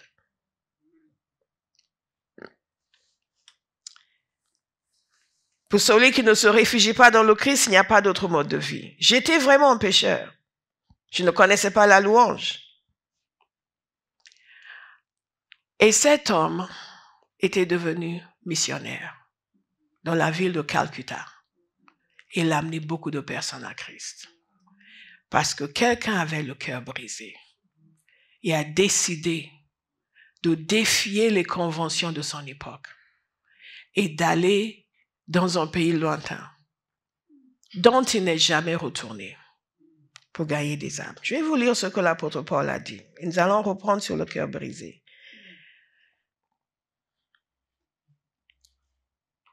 Parce que ça ne se fabrique pas. Mais la méditation de la parole de Dieu va nous y amener. Et le cri désespéré de ne pas vivre une vie inutile, de ne pas être consumé par la futilité, alors que les vraies valeurs du royaume sont négligées.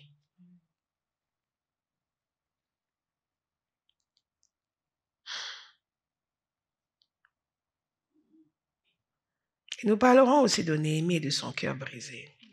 L'apôtre Paul dit ceci, dans Romains 9, de verset 1 au verset 3.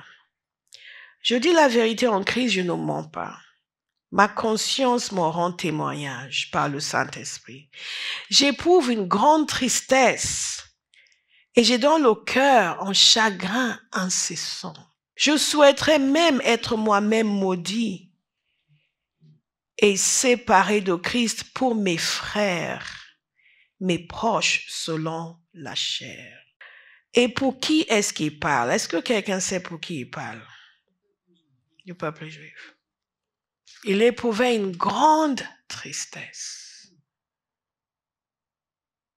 Si ça permettrait à ce qu'il soit sauvé, il était prêt, lui, à renoncer à son propre salut. Il dit ceci, je souhaiterais même être moi-même maudit et séparé de Christ pour mes frères. C'est la profondeur du chagrin qu'il ressentait, du fait qu'il ne connaissait pas le Seigneur.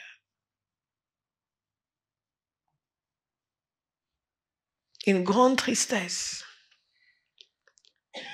un chagrin incessant.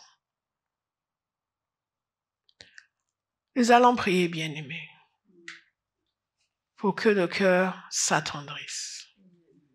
Beaucoup d'entre nous, nous avons même des gens de nos familles qui ne connaissent pas le Seigneur et nous n'éprouvons pas une tristesse à leur égard.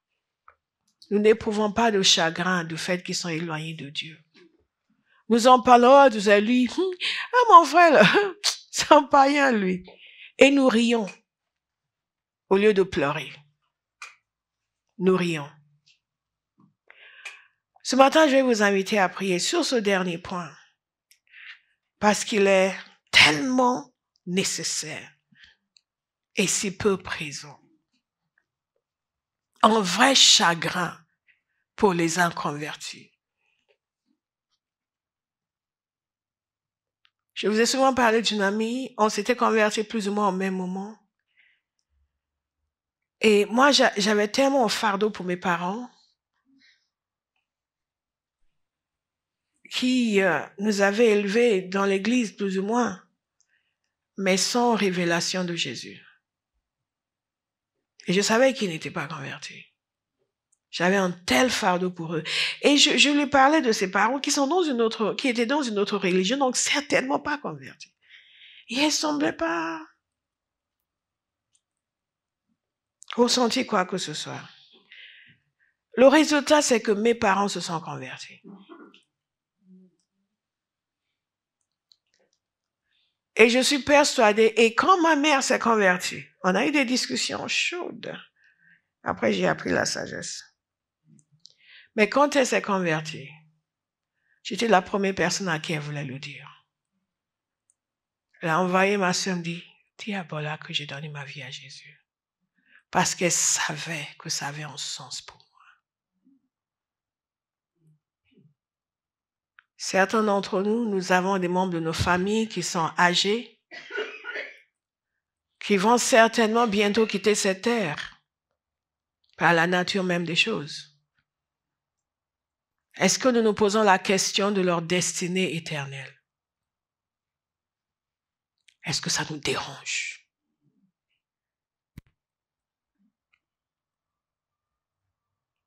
Certains d'entre nous, nous avons des enfants qui sont éloignés de Dieu. Est-ce que leur état nous dérange? Est-ce que nous pouvons dire, j'ai un chagrin incessant? J'éprouve une grande tristesse. On ne dit pas que vous ne devez pas avoir la joie du Seigneur. Mais ça doit quand même être, vous devez porter ça à cœur. Parfois, nous ne portons pas les gens à cœur comme nous devrions. Il faut que le Saint-Esprit vienne nous dire. Un jour, le Seigneur est venu me parler. Il m'a dit qu'il voulait que je porte à cœur les petits-enfants de mon père.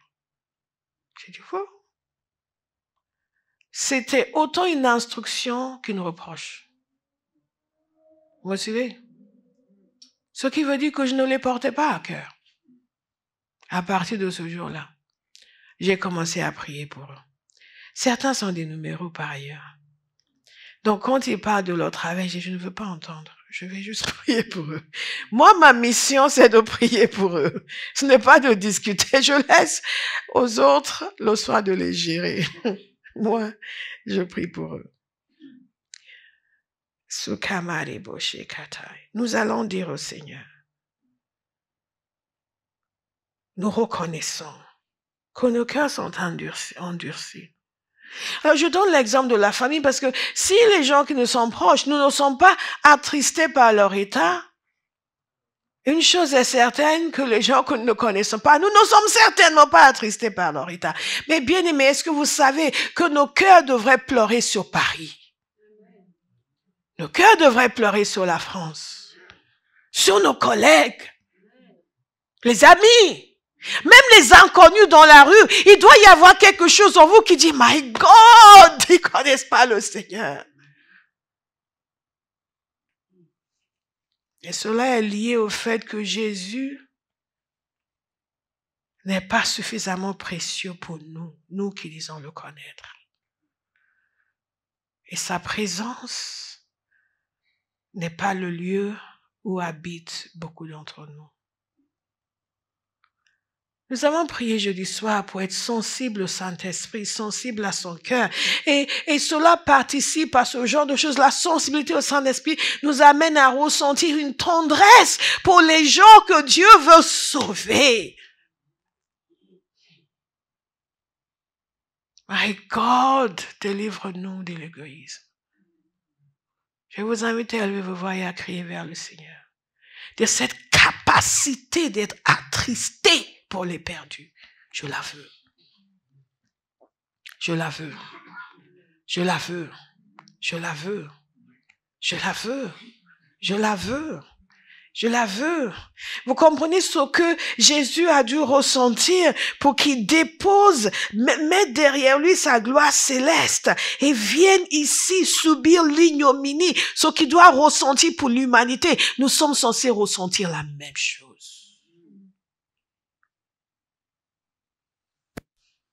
Mais parfois, l'histoire de l'évangile est tellement familière que nous ne l'entendons plus.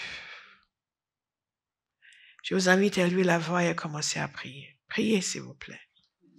Priez, priez. Priez. Cette capacité d'être attristé par le sort des gens qui ne connaissent pas Jésus.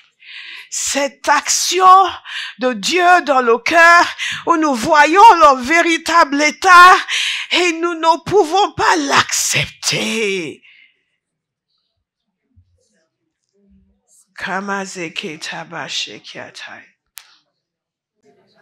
Quelqu'un doit crier avec ses tripes ce matin.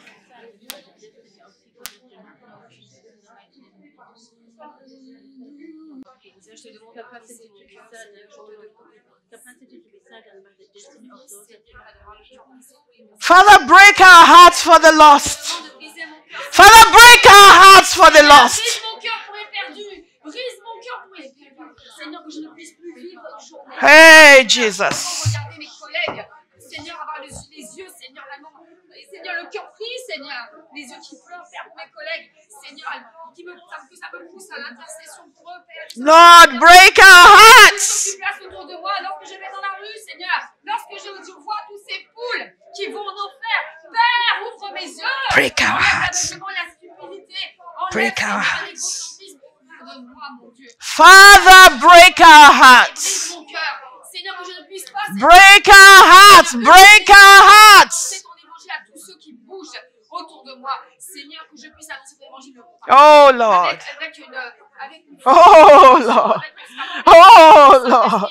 que je puisse parler, Seigneur, Kerohasekiata. de ton évangile, Seigneur. Jesus. L'évangile passe Priez, priez, priez, priez. Seigneur, Lord, break our hearts. brise mon cœur pour que je sois poussé. Alors t'es poussé Keremabasekaya. à faire tout le nécessaire pour que le Meze koideboseketaya. brise mon cœur. Father, ne me laisse pas le sommeil. Ne me laisse pas dormir. something tranquille. Ne me must laisse pas, Seigneur. change. Seigneur, je ne vais que ça m'aide. Pensez à moi. Seigneur, je ne veux pas penser à moi. Seigneur, je te demande de me pousser. Je te demande de me briser. Something must change. Ne sont obsédés que par ça. Something Seigneur, must change. brise mon cœur. Brise mon cœur. Brise mon cœur, Seigneur. Break our hearts, Lord. Seigneur, chaque jour, j'ai des collègues. Seigneur. La capacité d'être attristé. La tendresse de cœur. Que mon cœur soit touché. Je veux que Sokemahasete. Je veux que mon cœur soit brisé, Seigneur, pour mes élèves. Je veux que mon cœur soit brisé pour tous ceux que tu mets sur mon chemin. Je veux que mon cœur soit brisé et que les Mekomere bobobo sekate. ça me pousse. Priez, s'il vous plaît. Priez. Ça me pousse. Zemo Seigneur, kote que ce soit bare la bobo motivation. shtekere. Numéro un, Seigneur, c'est le cœur brisé pour eux. C'est le cœur brisé, la conscience qu'ils vont en enfer, la conscience qu'ils vont brûler. Nous n'allons pas endurcir nos cœurs en continu. De changement. Nous voulons un cœur tendre, Ouvre mes yeux. Brise un mon cœur touché. Brise mon cœur, Seigneur. Je ne vais pas rester oisif. Comme Je ne veux Jésus pas a rester, été Seigneur, touché tranquille, à vivre ma petite vie alors par que les gens notre sont en train de situation. mourir, alors que les gens sont en train d'aller en enfer. Nous voulons Ouvre-moi être les yeux. touchés Donne-moi le cœur qu'il faut. par Brise la mon cœur. situation Il a des fait gens. avec l'apôtre Paul. Je veux le même cœur que l'apôtre Oh, Paul. Father. Il avait le cœur brisé. Il avait le cœur brisé. Oh, Father, break our hearts for the lost. Donne-moi le cœur brisé pour tous les êtres. Magese makatote shekere babobo sekiaita. Je veux avoir ce cœur brisé. Seigneur, je veux Wow. avoir que je ne puisse pas simplement. Seigneur, Emain regarder quelqu'un, mokote Seigneur. ge Laissez la sagadesa. personne, Seigneur, comme ça, Lene Seigneur, gonde en madegeze kote Ouvre baregeza mes yeux. godesha. Ouvre mon cœur. La de Donne-moi guan le stege cœur de qu'il faut. gosta Donne-moi le cœur godos brisé, Seigneur. Que tegadeshe. je puisse, Seigneur, ressentir Lord, ta have douleur. mercy on Et our voir, house. Seigneur, Have ces mercy gens on our enfer. house. Et voir des Have gens mercy on enfer. our house. Have mercy on our house and break our hearts for the lost. Pour l'apôtre Paul, Seigneur, continuellement, je le veux, Seigneur, je le veux. Ce chagrin qu'il avait en continu, je le veux, Seigneur. Eye Cette magoba tristesse qu'il avait pour les gens qui ne sont pas segedesha. sauvés, je le veux en continu. Je le Eremane veux, Seigneur, gebore moi aussi en kesta continu. bare Je ne veux kese. pas rester, Seigneur, tranquille. Maide Je ne veux pas. gabo Je veux vraiment segedesha. mettre en moi, Seigneur, ce cœur-là. Je veux Wow. ce cœur qui pleure pour les âmes. Je veux Wow. ce cœur qui intercède Jesus, pour les âmes. thank you. Je veux avoir un cœur brisé qui Jesus, me pousse à thank l'action. you. Je veux avoir ce cœur brisé qui Hey, me pousse. Jesus, thank you. Faire ta volonté. Regarde Thank mon cœur. Regarde la méchanceté, regarde l'égoïsme, regarde mon égocentrisme. Et Seigneur, miséricorde. Donne-moi le cœur, Seigneur, un cœur brisé. Donne-moi ce cœur brisé comme tu l'as fait pour l'apôtre Paul. Ah. Ça suffit. Seigneur, donne-moi, Seigneur. Ce que nous faisons dans la mission est la preuve de la valeur que Jésus a à nos yeux. Seigneur, enlève la satisfaction. Enlève la Lord, satisfaction. Enlève la tranquillité. break Enlève la our tranquillité. hearts Donne-moi for the cette lost. tristesse. Donne-moi ce chagrin. Visit Donne-moi our ce cœur, house. Donne-moi ce cœur, Seigneur. Donne-moi, Seigneur, Visit ce cœur our brisé house. pour les personnes. Père, donne-moi ce Des cœur cœurs brisé. brisés Donne-moi ce pour les cœur brisé perdus. pour les âmes. Donne-moi ce cœur That's brisé what we want. qui t'a poussé, toi, Jésus, à venir Heye sur la terre, stokate. donner ta vie pour nous. Donne-moi Mazie ce cœur brisé. kumane Donne-moi cet kesa. amour pour les gens. Donne-moi ce cœur brisé. Father, Donne-moi thank ce you. cœur brisé. Que je puisse Ah, thank Que je you. puisse les regarder comme des gens mourants. Oh, des gens qui thank sont you. maintenant. Seigneur, et que si je n'interviens Que pas, l'endurcissement disparaisse. Seigneur, que l'endurcissement Que les distractions disparaissent. disparaisse. Que la cécité Que disparaisse. la cécité disparaisse. Que l'insouciance disparaisse. Que l'insouciance disparaisse. Mais que le zèle de sa maison nous dévore. Mais que le zèle de sa maison nous dévore. Que nos cœurs, Père, soient brisés pour ceux que Jésus est venu sauver. Que nos cœurs soient brisés pour ceux que Jésus est venu sauver. Priez dans ce sens, s'il vous plaît. Que Aye maseketa. que mon indifférence Medukoma hastekete ke sukanesteke. Hayoma hasekwandedes. Father. Le quoste kate quoste gedesh. Mande quosta kate. Father. que ma dureté de cœur disparaisse et que ma cécité disparaisse au nom de Jésus. Et que le brisement de cœur soit là. Que mon brisement de cœur soit là. Que ma cécité disparaisse. Que ma dureté Mege masegede. que ma dureté disparaisse. Que ma Yamage bozege de boshegede. cécité disparaisse. Que ma Mazegedo samale de bostegede geste.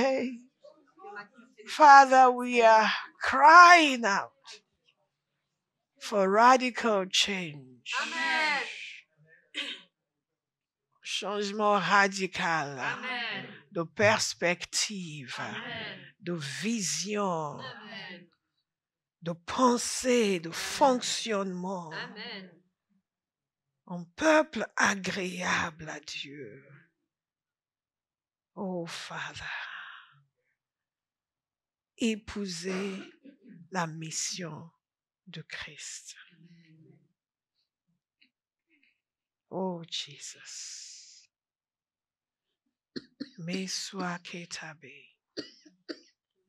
Eze boko. Prions en langue quelques instants, s'il vous plaît. Estokotesh. Jesus. Hi, shekate.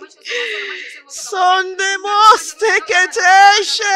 Yai. Jesus. Jesus. Shekwande buste kete. Yakoste kete. Hey, stokotai do boshe kaidesai. Jesus. Mando mosto koite moste gedishta. Handosto gore sagodoshte. Hey do moste guande moste kiei do moshende moste. Jesus kei do moste kiei. Priez s'il vous plaît.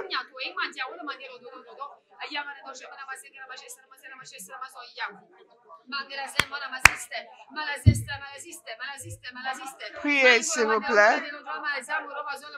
Oh, staycation.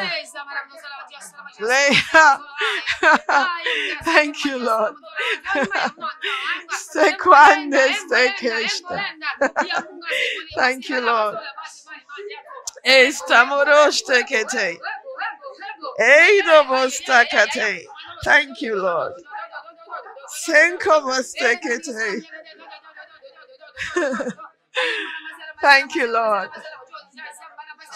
Thank you, Lord. Ah, thank you, Lord. Thank you, Lord. Thank you, Lord. Thank you, Lord. Thank you, Lord. Thank you, Lord. Thank you. Thank you. Thank you. Thank you. Faithful is he who has promised, and he will do it. Faithful is he who has promised, and he will do it. Thank you, Father. Thank you, Father. Thank you, Father. Thank you, Father. Thank you, Father. Thank you, Father. Woo, thank you, Father. Hey, Sekede, thank you, Father. Sekele dia against oh yeah, the most sekete. Ay, the most again, the most the boy. Hallelujah, the most again. Aïe, d'abostagédéché. Père, tu es merveilleux.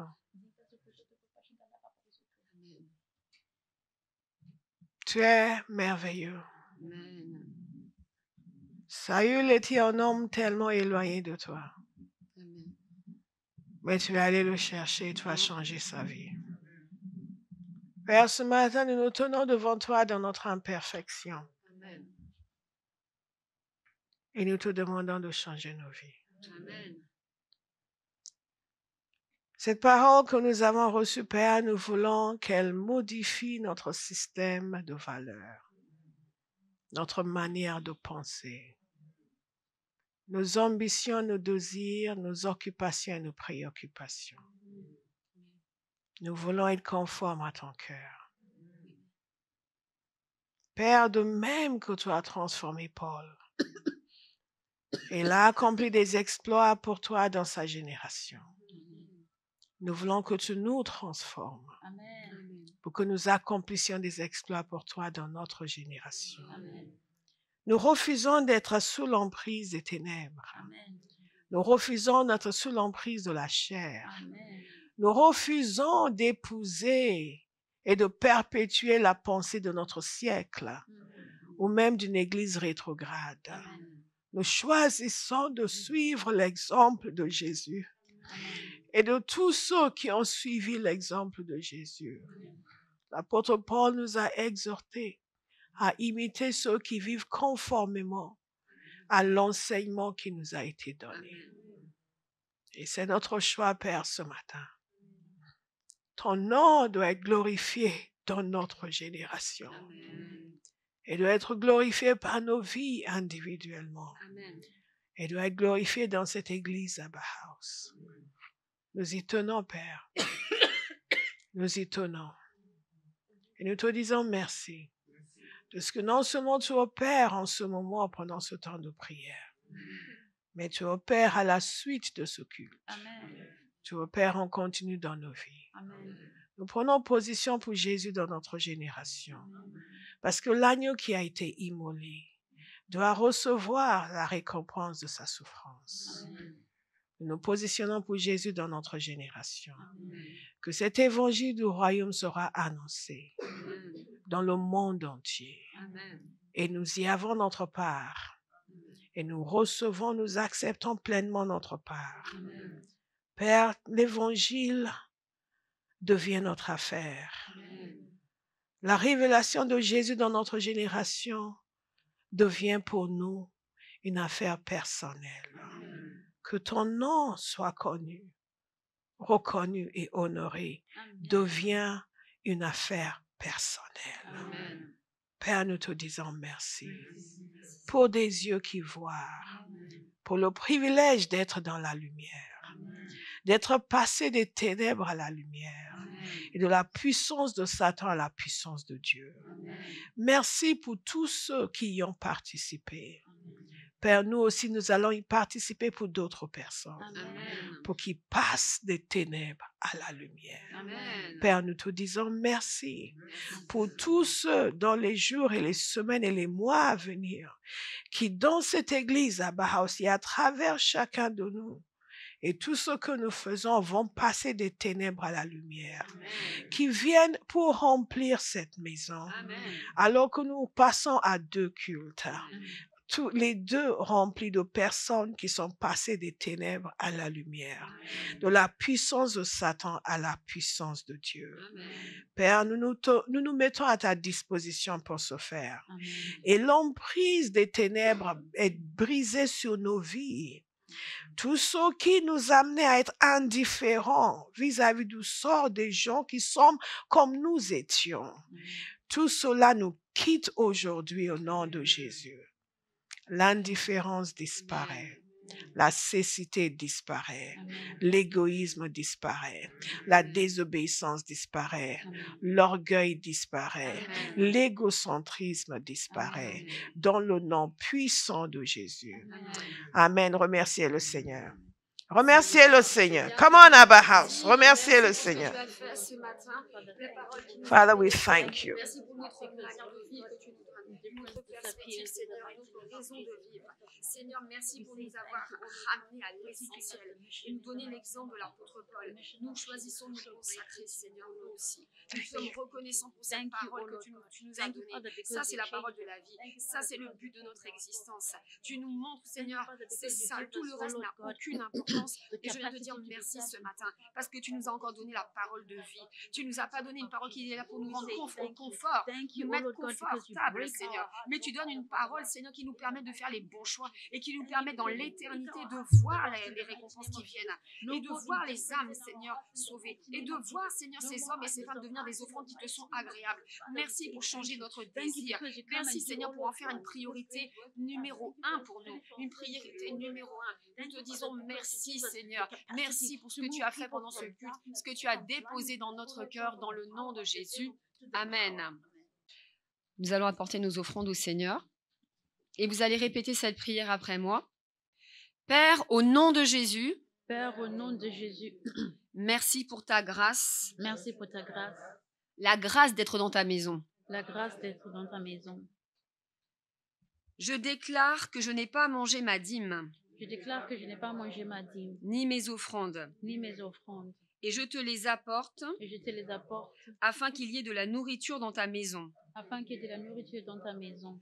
Regarde du ciel et bénis-moi. Regarde du ciel et bénis-moi. Dans toutes mes voies. Dans toutes mes voies. Dans mon corps. Dans mon corps. Dans mon âme. Dans mon âme. Et dans mon esprit. Et dans mon esprit. Que tout ce que je touche. Que tout ce que je touche. Soit prospère. Soit prospère. À la gloire de ton nom. À la gloire de ton nom. Au nom de Jésus. Au nom de Jésus. Amen. Amen. Vous pouvez vous asseoir et je vais prendre un chant.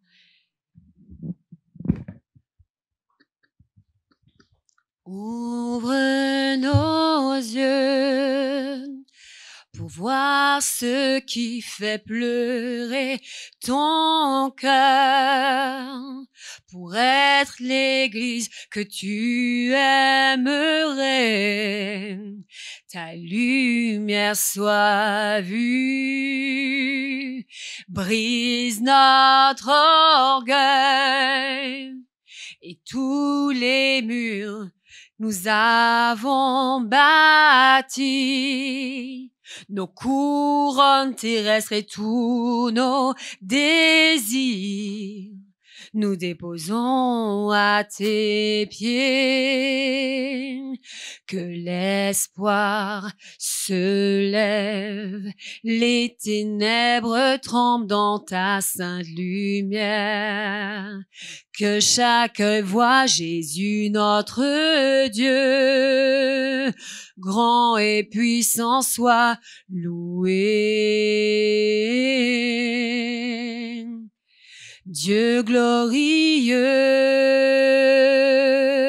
merveilleux dans toutes tes voies, la merveille, la grâce en toi, nous te bénissons. Ouvre nos yeux pour voir ce qui fait pleurer ton cœur, pour être l'église que tu aimerais. Ta lumière soit vue, brise notre orgueil et tous les murs nous avons bâtis, nos couronnes terrestres et tous nos désirs, nous déposons à tes pieds. Brise notre orgueil et tous les murs nous avons bâtis, nos couronnes terrestres et tous nos désirs, nous déposons à tes pieds. Amen. Alléluia. Amen. Nous remercions le Seigneur pour ces 21 jours de jeûne et de prière. Amen. Amen. Et depuis le début, nous voyons la bonté de Dieu et sa Amen. faveur. Amen. Amen. Nous allons prier ce matin. Il y a quelques-uns de nos bien-aimés qui sont malades. Donc, nous allons prier pour eux. Si vous regardez à la maison, et je suppose que vous regardez, vérifiez qu'ils ont regardé le culte. Nous allons prier pour eux. Père, au nom de Jésus, Père, au nom de Jésus, nous te présentons nos bien-aimés nous te présentons nos bien-aimés qui sont souffrants. Ils sont souffrants. Nous nous mettons en accord, Père, Nous nous mettons en accord, Père, conformément à ta parole, Conformément à ta parole. que Jésus a porté nos afflictions, Que Jésus a porté nos il a porté afflictions. nos maladies, Il a porté nos maladies. et que par ses meurtrissures, nous avons été guéris. Et que par ses meurtrissures, nous avons été Et nous demandons que la puissance de Dieu pour guérir Nous demandons que la puissance de Dieu pour guérir touche-les maintenant touche-les maintenant et les restaure totalement. et les restaure totalement. Au nom de Jésus. Au nom de Jésus. Priez dans ce sens pendant quelques instants, s'il vous plaît. Nous te remettons tous ceux qui sont souffrants, Seigneur. Parmi nous, Père, et nous te demandons, Seigneur, Father, thank you. à l'instant même. We break the power of the devil over their lives. Break the power of affliction, oppression, infirmity, sickness, disease, in any shape or form. Father, let your healing power come upon them now. We speak life over them. Life in the name of Jesus. Father, thank you. Hallelujah. Et si vous êtes ici et vous avez besoin de guérison, vous avez besoin de prière pour quoi que ce soit, vous pouvez vous avancer pendant 5 minutes. Nous allons prier pour vous. Tout le monde est en parfait état. Magnifique. Les anges dans le ciel entonnent Alléluia. Tu peux venir? Entonnent Alléluia. Jéhovah victorieux. Victorieux. Oh, les anges dans le ciel entonnent Alléluia. entonnent Alléluia. Jéhovah victorieux. La Gloire. meilleure guérison, c'est celle de notre âme. Donc nous allons prier pour toute personne qui veut rencontrer Jésus, veut donner sa vie à Jésus. Que ce soit ici, que ce soit en ligne. Je vous invite à prier avec moi et l'Assemblée prie avec moi. Père, au nom de Jésus, Père, au nom de Jésus, je te remercie je te remercie pour l'œuvre merveilleuse de Jésus pour l'œuvre merveilleuse de Jésus qui est venu sur cette terre qui est venu sur cette terre en mission en mission pour me sauver. pour me sauver. Je reconnais Je reconnais comme cet homme comme cet homme que je suis un pécheur que je suis un pécheur et que j'ai besoin de pardon. et que j'ai besoin de pardon. Et je demande, Père, Et je demande, Père, que tu me pardonnes. que tu me pardonnes. Je reconnais Je reconnais que Jésus que Jésus est mort à la croix pour mes péchés est mort à la croix pour mes péchés. et il est ressuscité d'entre Il est les morts. ressuscité. Et grâce à lui, Et grâce à lui, je peux être je pardonné. peux être pardonné. Donc je demande, Père, Alors je demande, Père, que je sois pardonné. que je sois pardonné. Sauve-moi, Sauve-moi, change ma vie. change ma vie, Viens dans ma vie, viens dans ma vie, pardonne mes péchés pardonne mes péchés, et que je passe et que je passe de la mort à la de la vie. mort à la vie. Au nom de Jésus. Amen. Amen. Amen. Il n'y avait personne et maintenant il y a tout le monde. Ça, c'est le danger quand on fait ce genre d'appel. Mais je sentais fortement là, j'allais clore le culte, que quelqu'un avait besoin de prière. Vous deviez avoir une raison de vous être avancé. J'ai demandé aux gens qui sont malades qu'il y a une raison spécifique. Quelle est ta raison? Ah non, ça, c'est pas une prière pour ton âme. Ah, de l'âme, guérison. Ah non, c'est différent. C'était le salut de l'âme. OK. I need help here. Holy Spirit. Thank you. Ne soyez pas spectateurs, s'il vous plaît. Priez. Jesus, heal her. Heal her. Et vous qui êtes vivants, ne m'attendez pas, ne me regardez pas, regardez Jésus. C'est lui qui guérit. Father, set her free. Oh! Chikabase. Set her free. Set her free. Jesus, thank you. Thank you. La puissance du Saint-Esprit est sur toi. Reste là, tranquille. Tranquille. Tranquille. Out of her. Let her go. Out of her. Let her go. That's it. The power of God is on you. That's it. Take it. Take it. That's it. Jesus. Oof. C'est pour? Elle est tellement en forme là. Father, thank you. Thank you. Oh, come, Holy Spirit, set her free. Jesus, that's it. That's it. That's the power. That's the power. That's it. That's the power. Thank you, Lord. That's the power. That's the power. Thank you, Lord. That's the power. That's the power. Thank you, Lord. Just receive it. Close your eyes. Just receive it. The power is all over you. Thank you, Holy Spirit. Let your power go into every cell, every bone, every tissue. Don't be afraid. Just receive it. Don't be afraid. Don't be afraid. There's someone standing behind you. Don't be afraid. Just receive the power. Just receive it. Father, let your power. Oh, that's it. My God. Thank you, Holy Spirit. Let your power go into her body from the top of her head to the soles of her feet. Total freedom in Jesus' name. That's it. That's it. That's it. That's it. That's it. Faut rester là, sur la puissance. Faut rester là. Beautiful woman. C'est ce que le Saint-Esprit dit. Belle femme. Qu'est-ce que tu as?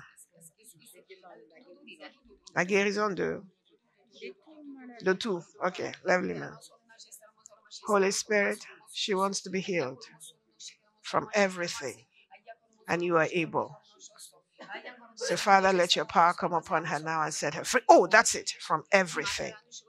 De la tête jusqu'à la pointe des pieds. Elle t'a obéi, Seigneur, elle a pardonné. Elle a libéré le pardon. Maintenant que ta puissance entre et la libère de toute affliction. De la tête jusqu'à la pointe des pieds. That's it. Thank you, Lord. Reste là. Sebakate, shebakate, dede, sekata.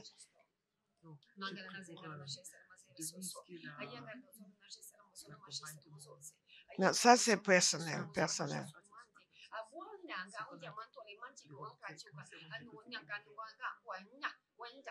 Oui, mais ça c'est personnel. Non, c'est personnel. Tu peux donner ce sujet dans le temps de prière.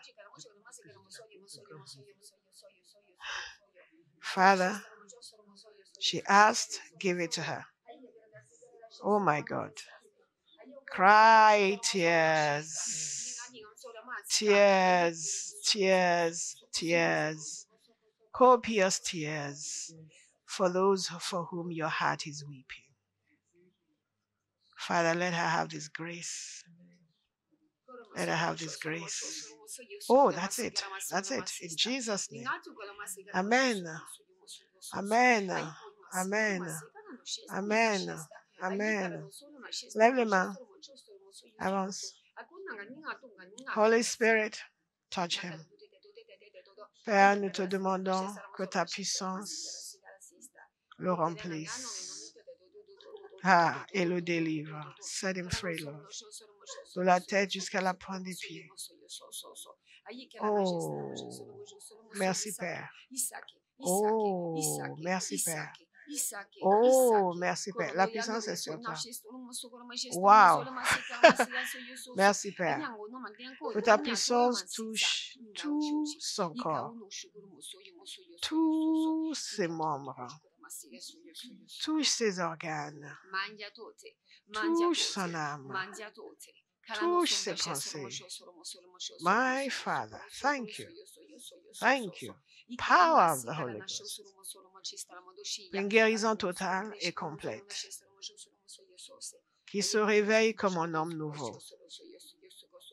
Yes, yes, yes, yes, yes, yes, yes. Thank you, Lord. Thank you, Lord. Thank you, Lord. Thank you, Lord. Totalement restauré. Totalement guéri. Au nom de Jésus. Papa, merci. Papa, merci. Ouf. Papa, merci. Papa, merci.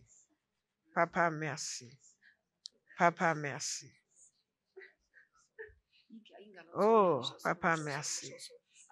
Jesus, thank you. Jesus, thank you. Jesus, thank you. Jesus, thank you. Jesus, thank you. Vous savez, je vois un geste.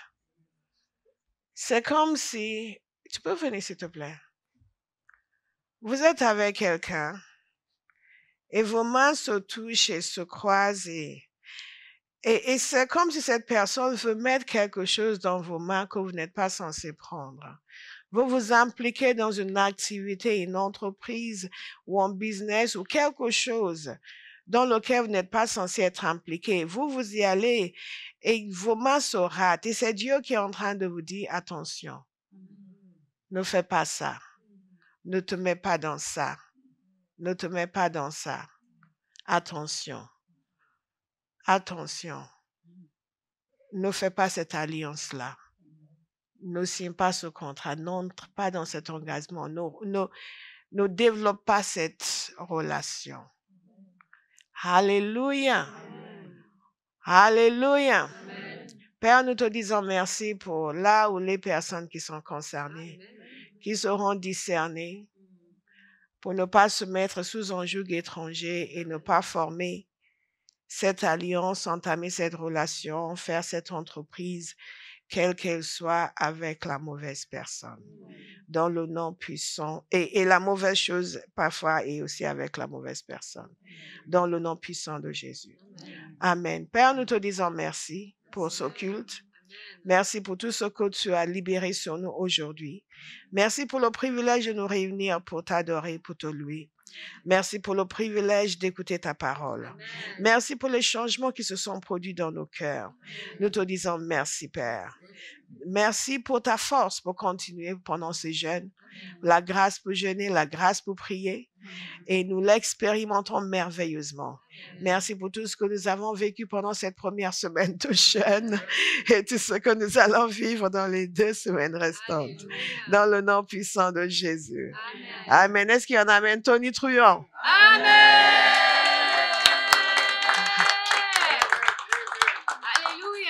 Ça c'est un amen gentil pour moi. Mais est-ce qu'il y en a un Tony Trouillon pour le Seigneur? Amen. Hey!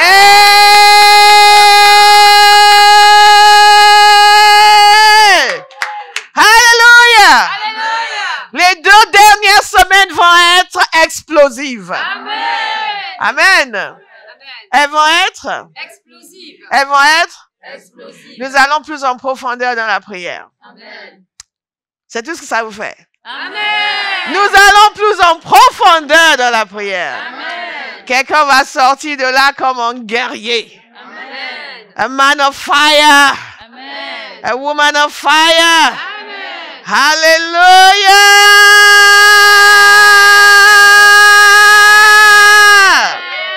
Hallelujah. Alléluia.